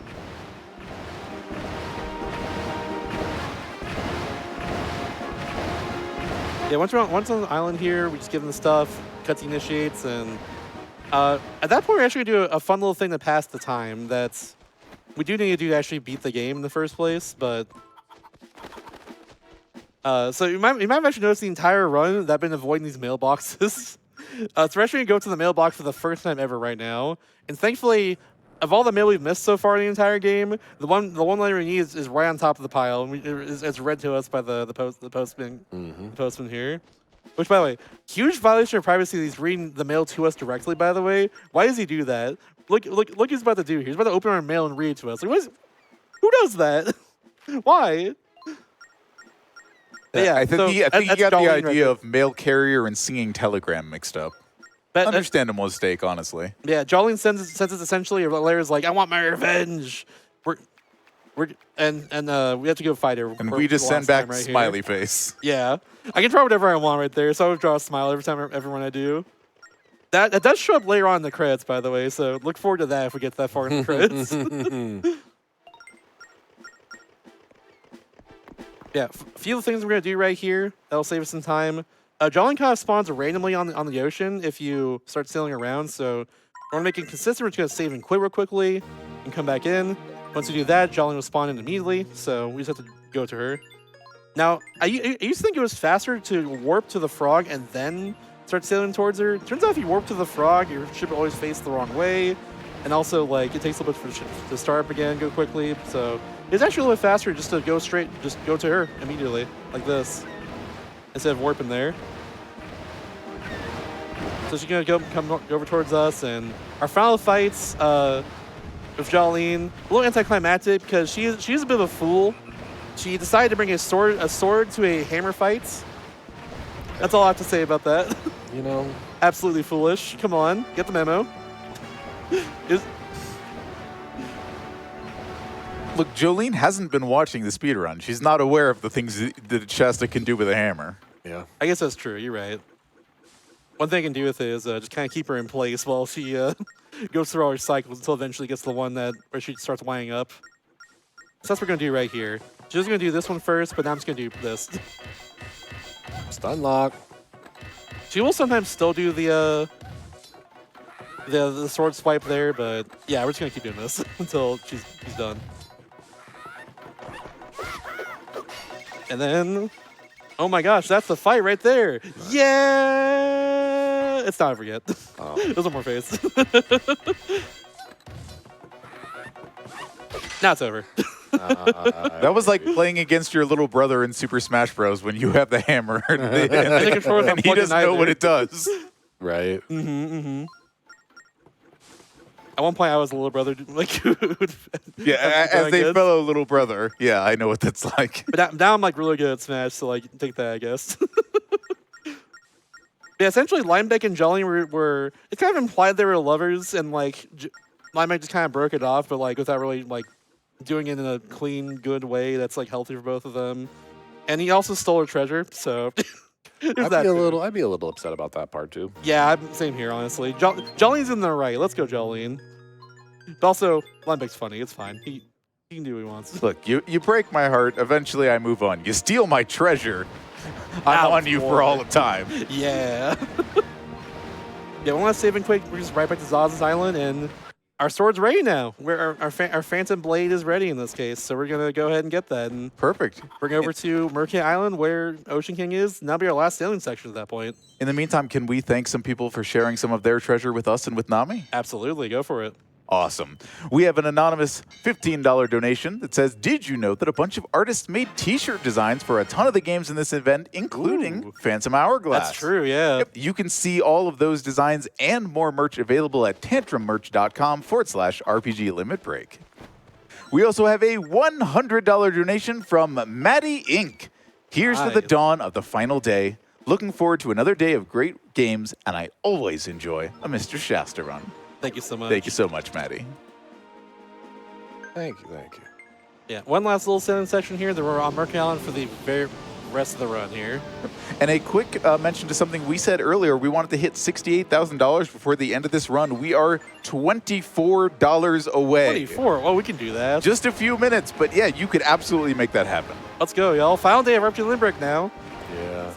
We got to push. We got to push for higher heights than we originally thought we could hit. You know, we got to push it a little bit. Let's do it, y'all.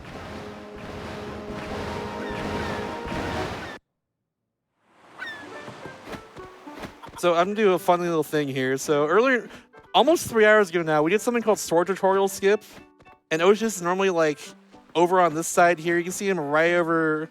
Excuse me, sign. He's right here still from sword tutorial skip earlier. Someone talked to him. He's like, "Isn't that my sword? Oh my gosh, I'm so sorry for stealing it. Let me show you how to use it." And now we're just inside here. And now with the Phantom sword, we're good. We just get teleported inside from that one trigger still being there left over from almost 3 hours ago. Nice. Nice. It's not faster. It's just a funny thing to show. May as well utilize it though, right? Absolutely, yeah. But now we have the Phantom Sword during that whole cutscene there. It creates the hilts using the Phantom Hourglass we have. And now the sword itself is also the Hourglass. Don't worry about it. It's a whole thing. Now, I have one final cutscene from Linebeck and Ciela right here. Linebeck actually, like, the whole game is just, like, kind of arrogant and, you know, a little standoffish against Ciela and all that stuff. And now it kind of shows some respect to Ciela here. It's pretty sweet, honestly. In his own special way, I guess.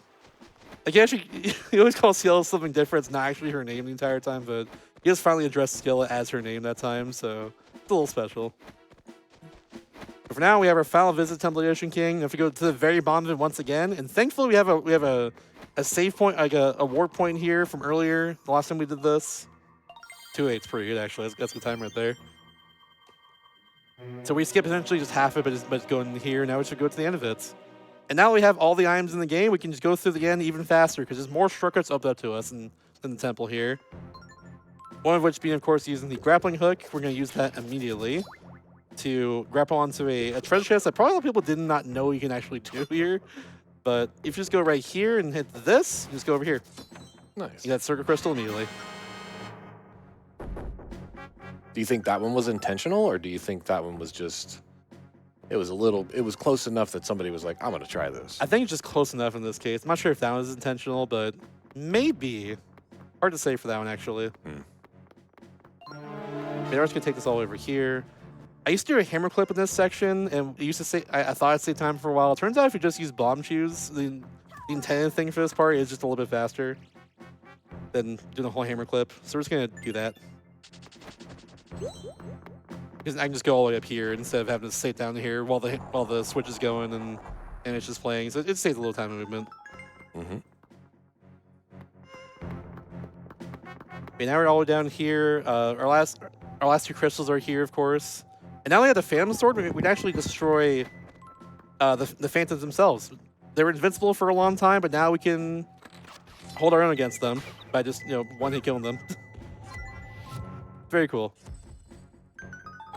If you defeat all the Phantoms on each floor now, they give you a reward as well. Mm-hmm. By the way, those are Wizrobes right there. That guy, I was gonna say, that guy just teleported and. Yeah, like those are the Wizrobe designs in this game. I forgot to point that out earlier when I mentioned the Wizrobes, but yeah, they're right here on this floor. They kind of come in behind you, try and hit you like that. But please, I need these crystals. Thank you. Please, I need these crystals. Thank you. Very cool. That's how they work. They're a little bit annoying in this section in particular, but it's not a huge deal. Yep, and now we're into the last 3 floors. Floor 11 is very funny, by the way. Just want to preface that real quickly. Very funny floor. You'll see in 1 second. You'll see in a little bit here. That being said, here's some bomb chews here for maybe our final time. I think it's our final time using bomb chews, I want to say. It's a switch a little early. Then we're going to go to the left side instead of the right side this time. You get this boulder. Get a little daisy during cutscene because we can. Now we can destroy this guy right here. It's small key immediately, which is super nice. Very convenient. All right, and now do a very free hammer clip. You can do this. You can definitely do this casually too if you know what you're doing. Just go in the corner, and it just works. It just works. Easy. No pausing, no nothing. You just do it. All right, now we go into the middle door, and we are golden. Everything's unlocked for us. Nothing to worry about. And now it's time for floor 11.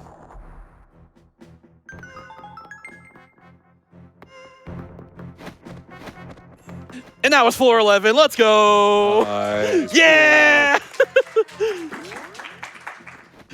we just skip it entirely. It's very good.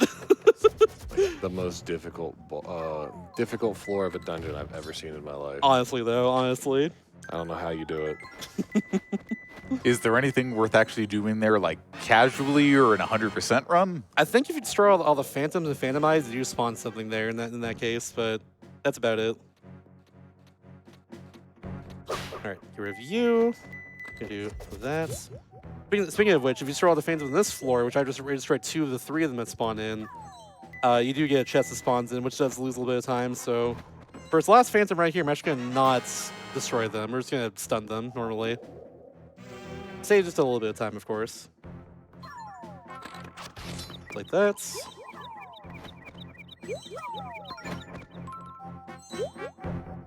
All right, and we're good. Just gonna put his 4 gems in, and then go to the final. This is floor 13, but it's just one giant room. That being said, we're gonna fight a gauntlet of Phantoms now. Bellum has one final trick up his sleeve. A whole open room with nothing is for nowhere to hide from Phantoms. That's his one trick, but I know what to do in this situation, so it's all good. I mean, really, I'm just waiting for the day when a villain decides, like, the most diabolical way to trap the hero is just to have a room with nothing in it. Mm-hmm. Like you would make in The Sims when you build them a house and then just take away all the doors. It's like, good luck progressing now. Yeah. Good luck getting anywhere. Yeah, first they have blue Phantoms and red Phantoms, then warp Phantoms after that. My strategy for these things is just go down here immediately, sit here for just a couple seconds, and bam. Barely hit them from the side, and then from the back right here, and we're good. And now we're in a very good position. We're up here, they're gonna spawn right around us, and rinse and repeat for the rest. Just gonna see this spawn in, just gonna destroy this guy, go around, and yeah, simple as that. Let's see it. We'll put an action right here. I haven't messed this up before. But I won't this time because I'm saying it out loud and no one's ever jinxed me before, trust me. Okay, I see it. Warp Run's a little bit easier. They move as fast as the blue Phantoms. I still think that's kind of weird. Like they're supposed to be the next tier up from the red Phantoms, move really quickly, but they move slower. They just warp if they see you, you know? Mm-hmm. Very strange. Not sure why it's like that. Funny game. There we go. Now check this out here. What a big door. How do we open it? Big key? That. Oh, never mind. Being the Phantoms. Fun fact, that loading zone's always there. Even earlier when we first get the Northeast Sea charts, if someone finds a way into that loading zone early, it'd save legitimately like 40 minutes in this run. And probably split categories too between all dungeons and 80% at that point, because you would skip like 2 of the dungeons. All you need for Bellum to defeat him is arrows and the grappling hook, so you just do the Owl of Frost until the grappling hook and then go back there and then beat the game. That's what the route would be at that point. So if someone finds that, if someone wants to glitch hunt this game and find that, I mean, there you go. There's an idea right there. I may know one or two people Oh, who are hell really, yeah. really, who are really, really good glitch hunters. Yeah, I would say we'll show you what glitches this game has to offer in just a few minutes if that gets your mind percolating. That's true too. We do have our glitch exhibition coming up very soon. Once this run's done. I do want to show off some of the credits though, because the art during the credits is really cool personally. I just like it a lot. So I'll do some shout-outs during that, then we'll go through the glitch exhibition. That's the plan. But for now, here's our final boss. This is Bellum. Big old tentacle monster with a bunch of eyeballs all around. Eyeballs, of course, are their weakness. Seeing is their weakness, I guess. But we need the grappling hook in order to be able to actually take off all these pink spots on them. And once we do that, we can drag them over. Like that. Get back over here. Get over here. Get over here! There we go. Flawless victory. So far, so good. Now have to go right up here and switch the arrows. We need a total of 15 arrows in this fight if we don't miss any arrow shots. By the way, great song right here. This game is not the best soundtrack in the world, but when it hits for sure. This is one of the times when it definitely hits. This final boss seems really good. It is pretty nice. Oops. Yeah, chat appreciating just how vertical this fight is. And it's very, very much being shown off right now. Oh yeah, absolutely. It's really cool. If we had layouts showing both screens on top of each other right now, it'd be really cool for this fight in particular, but that's no big deal by all means. By no means a requirement, to say at least. This looks really cool, just like this. And I have to avoid these enemies that are spawning on top of me here. I try to go on the inside and then go on the outside to avoid them. Like that was nice. Otherwise, it takes a little bit it takes like a second to defeat them, and obviously going around them is faster than actually defeating them. All right, he's gonna hit right here. This time he goes to the same spot when he comes back, which is nice. He does not do that later, I'll tell you that much. Though I'm at the wrong eye first, but that's okay. Oh, please. Okay, whatever. I got my arrows, perfect, I'll take that. The enemies do drop you arrows, thankfully, which is super nice. Very convenient for me. It would be a little rude if they didn't give you any supplies to try and finish the game if you got to this point and Yeah. missing a few things. It'd be so rude if it soft blocked me for no reason right at the end. But yeah, so now he's gonna go around 4 times, and wherever these tentacles line up on at the end of this is where I have to hit. So I'm gonna line up on these 2 tentacles here. Works a little differently from the last section like this. Arrows just going through him for a second. That was really strange. You have to look for where this last open eye is, which is right over here. I left one solo on purpose. Because obviously hitting 2 eyes back to back is just faster than hitting the 1 eye and then having this phase go on. Oops. There we go. All right, cool. And now Deus Ex Machina happens. So he spits that little thing here, and Steel's going to go up to it and absorb it. Turns out Steel is actually the spirit of courage and time. Ooh, both of them. Deus Ex Machina. You realize you said the phrase "and time." True. Production heard that. Thankfully, It's they not kept over the yet. timer running. It's not over yet, no. I didn't even think about that. Neither did I. If we stopped it right then, too, it would be my little record by a couple seconds. So I'll put that one out. Perfect. Yeah. So now we can actually stop time in place. We can do a Zawardo, if you will. It's pretty cool. So just draw a figure 8 right here, Zawardo, and then we just slash them over and over again until time runs out there. If I just tap on their eye over and over again, we just do a jump slash, which of course is more damage than their regular slashes. If done correctly, we now do this in 2 cycles. Gonna move a little bit towards the edge of the screen, so still doesn't go too far away. Just gonna do that, and now we should be good on phase 1 of the fight. Rodo Rolata. There we go. There's phase 1 done. Very nice.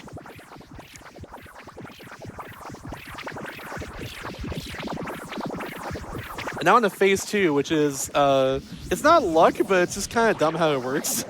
Is the way I can describe it. So essentially, Bellum takes over the ghost ship, and now there's a bunch of eyes all over the ghost ship we have to destroy using our own ship in the cannon there. That's the idea. And there's a bunch of hitboxes all over the ship because of this. It's very easy to not hit the eyeball I want to hit on this ship, and it's also just shoot projectiles at me the whole time, and it's a whole mess. There's certain sections of the ship and you destroy, and it hits like a certain amount of like hits on in general. I think essentially how a fight works. Otherwise, like the eyes will keep on spawning until I hit a certain amount of eyes here and destroy them. It's like kind of how it works, I guess. I don't know if you understood that explanation, but like there's like a front section, a side section, and 2 side sections on the side. If I hit enough eyeballs, they'll stop spawning in. That's the idea. I'm just trying to do that while hopefully not getting my cannonballs flung off to the side somewhere randomly, which can easily happen. Looking good so far, though. Looking good so far. That one is such in a bad spot. Mm-hmm. There we go. There it is. I was tapping directly on the eye the whole time, by the way. It just doesn't hit. It's very strange. Gotta lead it on a little bit. Yeah. I can get a little time saver if it hits in the eyes in the middle of the ship. Doesn't matter if it hit early or not, because they're all going to spawn in right at the end as soon as they hit the eyes on the outside. So it's not a huge deal. Come on. Come on. There we go. Also, the ones on the center mass of the There we go. board Nice. is... Oh, you did it. Yep. And once all 3 of them are gone in the middle, we're good at that point. Once all the ones on the outside are done. And now we're on to our final phase of the final boss here. And my makes are just a save, of course, for the final boss. No, that's slow. I am not. Even Linebeck trying to be thoughtful is just going to lose us time. Exactly. Thanks, bud. Thank you, Linebeck. Very cool. Linebeck gets taken over by Bellum here, by the way. Now he has a Phantom Armor on top of him, and that's our final boss, essentially. Bellum's on back of the Phantom Armor here, so we need to freeze time in order to be able to hurt him. But currently Bellum is as I closed. How we're gonna figure that one out? What we're gonna do here is Sail's about to get hit by Bellum, and Sail actually has a viewpoint to the back, like as you can see right here on the other screen. So Sail can now see when the eye's gonna open. In this case, we actually need 3 Phantom Spheres in order to stop time. That's the reason to stop time essentially. Now, so what we need to do now is hit the Phantom Armor enough to loosen up Cielo to get the Phantom Spheres. And ideally, get a 3 cycle here, but it's really tight to get that. The simple explanation is that Bellenbeck, the final boss, has 50 HP to it, and our spin attacks do double HP instead of 1 does 2. So I'm gonna try and go like right behind him and him with a spin attack at the right spots. So I keep refreshing spin attack over and over again really quickly. And he just did start this animation, which makes it so I can't do that. Well, okay. Might not get a 3 cycle this fight, actually. That's fine. I'm just gonna call it there. Yeah, I'm just gonna get a 4th one. Really unfortunate he's starting an attack right then, but that's okay.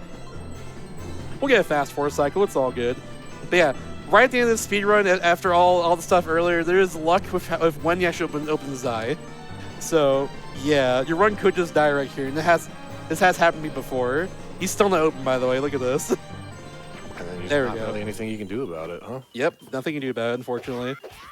I didn't get the right spot either, so that's okay.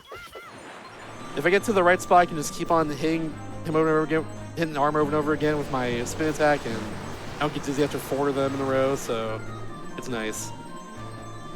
Yeah, man. Cool. A little bit off again, that's fine. We'll get next phase. This should be the last one right here. Time will be on the final hits, which will probably be really soon. Let's see. There we go. That's how you do it. There, time. Nice. Just like that. 310, we take those. I think a lot of time loss came from missing the bomb shoot trick in the Temple of Ice. It's all good. This run was really good. I can't believe I hit the hardest tricks first try in this run. That was ridiculous to me. At that point, I was just coasting, honestly. That was a really good fun. That was really, really good fun. Thank you very much. And yeah, I want to show off the credits of this game too, because I mean, it's got this nice paper craft style to it for all the art. There's like 10 pictures or so. It's super cool. During these, I guess I'll do some shout outs during the credits before we get to the glitch exhibition in a second here. But yeah, shout outs to the community for this game for just locking in, especially in the last couple, I think since the pandemic, honestly, and finding so many tricks in it. Both for this game and also Spirit Tracks. Like, Slipfight Gaming found a lot, Really Tall found a lot. Bumpy, who found the trick I actually did first try this run in Muo's Temple earlier. That grind out for like hours before his runs even started. That's someone in the Discord for the game. Shout out to Bumpy, honestly, for finding that trick in the first place. But yeah, there's so many times that they're found to the point where this game can almost be sub 3, but not quite there. Metalworker's a 304. I can probably get down to 302 with like a really good run.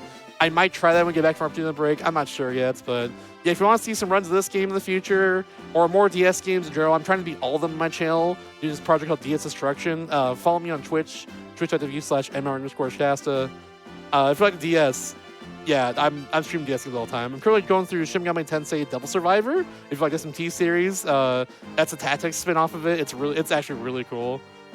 Also really hard too, of course. It's SMT, I mean, obviously. But yeah, that's what I'm doing my own stream. What's that shoutouts? Shouts to Palomer, Brandino, Pippin Top Hat for being my couch SHQ 2025 for this run. That was the best marathon run I've probably ever done back then. This run's really hard to do consistently, and especially with all the luck in it. And I got like 2 minutes off my world record that time in that marathon run while doing such excellent explanation along with them too. Just like it was so cool. Oh my god, it was fantastic. But shout outs to them. Shout out to my community as well in general. And there's a smiley faces earlier. Nice. Yeah, I wanted to show off all the pictures there. Now let's get to the glitch exhibition. Let's do it. Glitches. Woo! I can't skip past this. Hold on. Come on. Let me skip this. And hey, another great way this run had a happy ending is that we did in fact get to $68,000 raised for Nami before the end of the run. Thank you so much to Seriously Surly for your $20 donation to Nami, and Mocha Jones 10 with $10 saying, "Imagine a Zelda game with an iBoss. So original." Right? Actually, wait. I don't need to do. I didn't watch any of this. I forgot. I did a restore point on my Wii U for this. So the glitch exhibition is I'm gonna show off two different applications of warp displacement, which was I mentioned earlier the hardest trick in the entire run. There's human error for if you can do this part correctly, and also it's frame perfect to actually get this. But quick explanation: I'm trying to get the cyclone here on the same frame that I pulled the cyclone slates, essentially.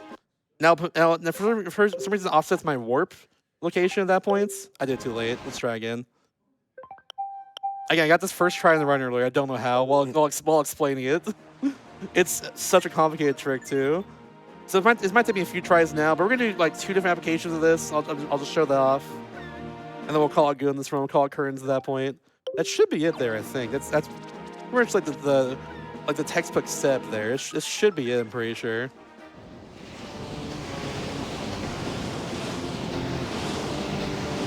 Yeah, there we go. All right, cool. So now we're gonna do warp to not the northeast sea like it did in the run. We're actually gonna warp to the southwest sea and check out what happens here if we do this. It's interesting. And there we are, right in the skybox. Okay, bye. See ya. Are you in the air or are we falling? You'll see in just a little bit here. We're slowly coming down. Look at us go. Normally don't see a sky too much in this game. It's kind of interesting to see this in particular. But you can kind of see the boat a little bit now. Yeah. And wait for it. So we're falling. And soft lock. Perfect. No better way that could have ended. Honestly, though. Anyone remember that old Assassin's Creed glitch video named The Ascension of the Jackdaw from Assassin's Creed 4? Where they have the character walking up to the edge of the water and somehow the ship just clips as they walk up to the water and try to interact with it and goes like 10,000 units below the water and then slowly comes back up with all the sailors flying on top of it. Reminded me of that. Fantastic. Definitely worth checking out on YouTube after the marathon ends. Mm-hmm. I'm gonna try here. That might be it still. I might be a frame early. Maybe I should have for one more frame. But we'll see. Maybe this might work actually. I think it might be good enough. Yeah, I have one more glitch to show with this. Yeah, I was a frame early. That's fine.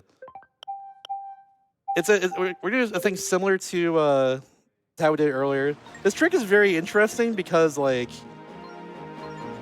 you can just kind of warp wherever you want after this, but the way we do in the run just kind of works where it actually does save time. But like no other way we do this would save time anywhere. But you can kind of just put any of the 6 symbols for all the frogs in the game just in here, and just it'll have different applications, different things to it. Sometimes the skybox thing, there we go, we got it. Sometimes the skybox thing happens. Sometimes like you get your warp displacements. All right, you get like the warp inside of where we went there earlier in the run. But now in this case, we're gonna go to the Northeast Sea again, and instead of actually warping inside the rocks like doing the run, I'm just gonna, as you can see, we're like out of bounds on the map here. Like we're way out of bounds to the right somewhere. I'm just gonna move, and we'll see what happens here. Oh, I think a salvage run first. Might do salvage run first actually. Yeah. I should be able to move after that. Yeah, just wait. No, it's way over to the right here. So we're just gonna start moving a bit, and wait for it. Wait for it. There we go. Okay, so check out the cyclone on the other screen there. Check out that cyclone icon there. It's gonna start slowly moving towards us because I think it thinks we're trying to go inside of the islands it's blocking normally, but yeah, it's just kind of moving slowly to the right. And we're sinking. Fun fact, this takes 40 minutes of waiting before it finally hits us. 40 minutes, 4-0. I timed it myself at one point. It's really funny.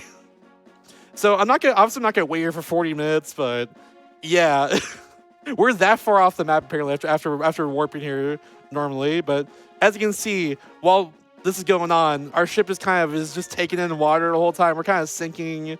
Eventually, we'll get some flashing light effects, so we'll stop it before then, of course. But yeah, a lot of stuff just happens with the camera. The game just does not know how to handle, and of course, this cyclone's still trying to get us the entire time. So yeah, rather than waiting here for 40 minutes, we're just gonna end the glitch exhibition here. Hope you all enjoyed that. Hope you enjoyed it. Thank you for donating for that in the first place. Keep donating to Nami as well. Nami's very important to me, especially as someone who's struggled a lot with mental health in the past and other issues I'm not gonna mention right now, of course, but like, yeah, Nami is extremely important to me. I'm very honored to be writing for Opportunity Break and supporting Nami as well. And hopefully not the last time I do this either. But yeah, thank y'all for being here for this run. Keep on doing Opportunity Break. Keep on watching the rest of the day. Final day, let's push for 100K. That'd be super hype. We've got that. Let's do it, y'all. Thank you so much. Absolutely.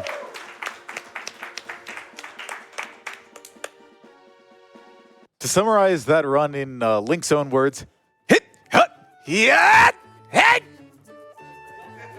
I don't think there's anything else that needs to be said. Thank you so much, Mr. Shasta, for that amazing run of Phantom Hourglass and the very fun glitch exhibition afterwards. Don't forget that we have Bid Wars coming up for our next run, the Quest for Glory collection from David TKI, and I have heard from David that those need to be closed at the start of our run. So if you want to choose our class between Thief or Fighter, or name our hero, currently named Stanley, but any other option you so choose is available, get those donations in right now. ! Donate in the chat or rpglimitbreak.com/donate. When you make your donations, remember that after you add the amount that you'd like to donate, you will have a button light up that says add another incentive. That will let you see all the open bid wars and incentives, including but not limited to choosing the class and naming the hero for Quest for Glory, and the recently opened naming the rival and naming your Totodile starter in Pokemon Gold. So if any of those sound good to you, you can split your donation up as many ways as you like using the incentive menu, and then head on over to make your donation to the National Alliance for Mental Illness.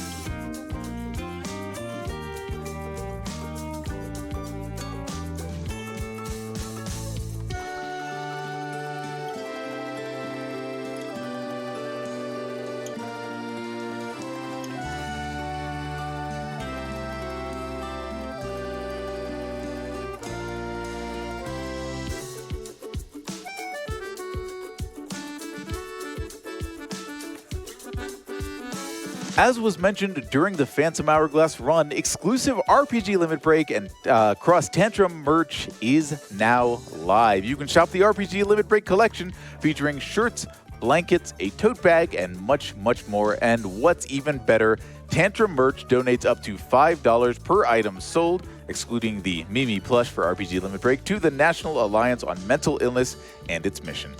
You can grab your gear now at tantrummerch.com/RPG Limit Break and rep some of the amazing runs we've seen so far in this marathon, including but not limited to Phantom Hourglass.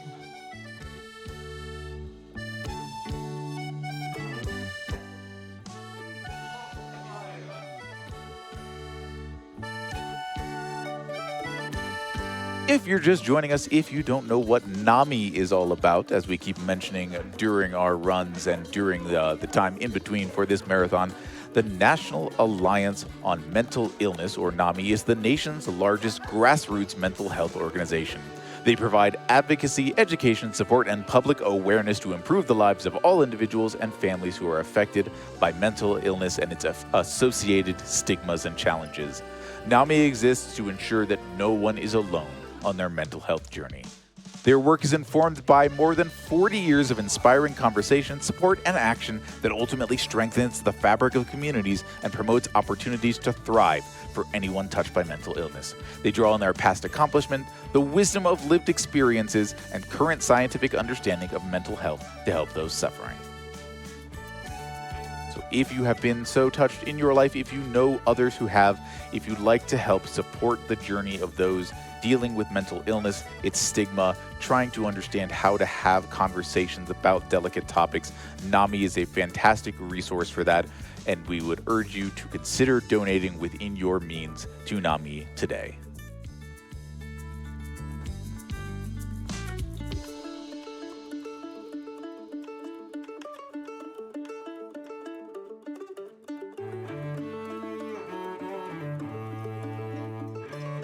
We're going to take just a quick break as we start getting the Quest for Glory collection from David TKI ready.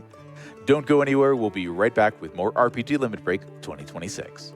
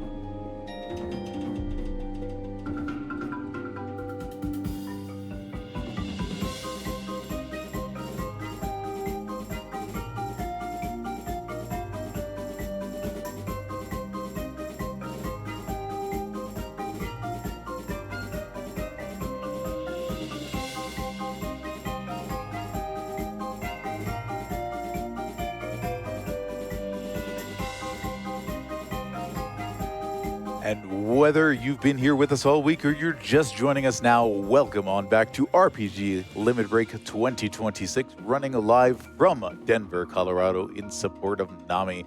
We have been here all week having a fantastic time and are so fortunate to be able to say that we've raised over $68,000 so far for NAMI. Would love to give you a quick update on the class and name hero options for the upcoming Quest for Glory collection, which we are currently getting ready right now. Thief is out in the lead, a commanding lead for choosing your class, but for less than the cost of a AAA video game, Fighter could take that lead. And we did just get a last-minute suggestion of naming our hero. I will remind you that both of these bid wars do close as soon as Quest for Glory starts, so you have scant minutes left. Remember also that you can be entered to win prizes with your donation to NAMI and to RPG Limit Break. We have lots of prizes opening and becoming available for your donations very soon to be entered to win. But of course, we always have our grand prizes like the Final Fantasy Tactics Male Black Mage Custom Doll. That's a $150 cumulative donation made available to us by Amber Harris Art, available till the end of the marathon. Ditto the Duo Liso replica from Claire Obscure Expedition 33. That's going to be a $175 cumulative donation, created and made available to the RPG Limit Break community by Shadow Insignis until the end of the marathon, because, of course, it's the finale run, which we're all very much looking forward to. And the custom Nintendo Switch 2 Pocopia bundle, donated and made available by Zathian. That's a $225 cumulative donation to be entered to win.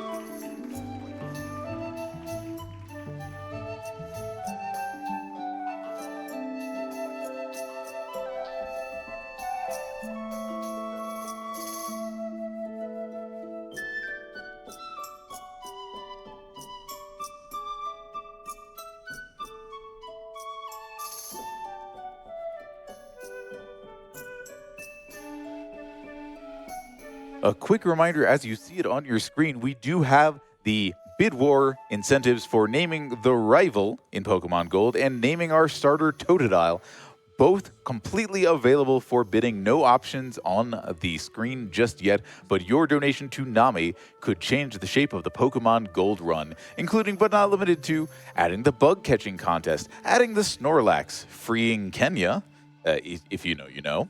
Otherwise, we'll get to it while we're getting ready for that run, or naming the rival and the starter.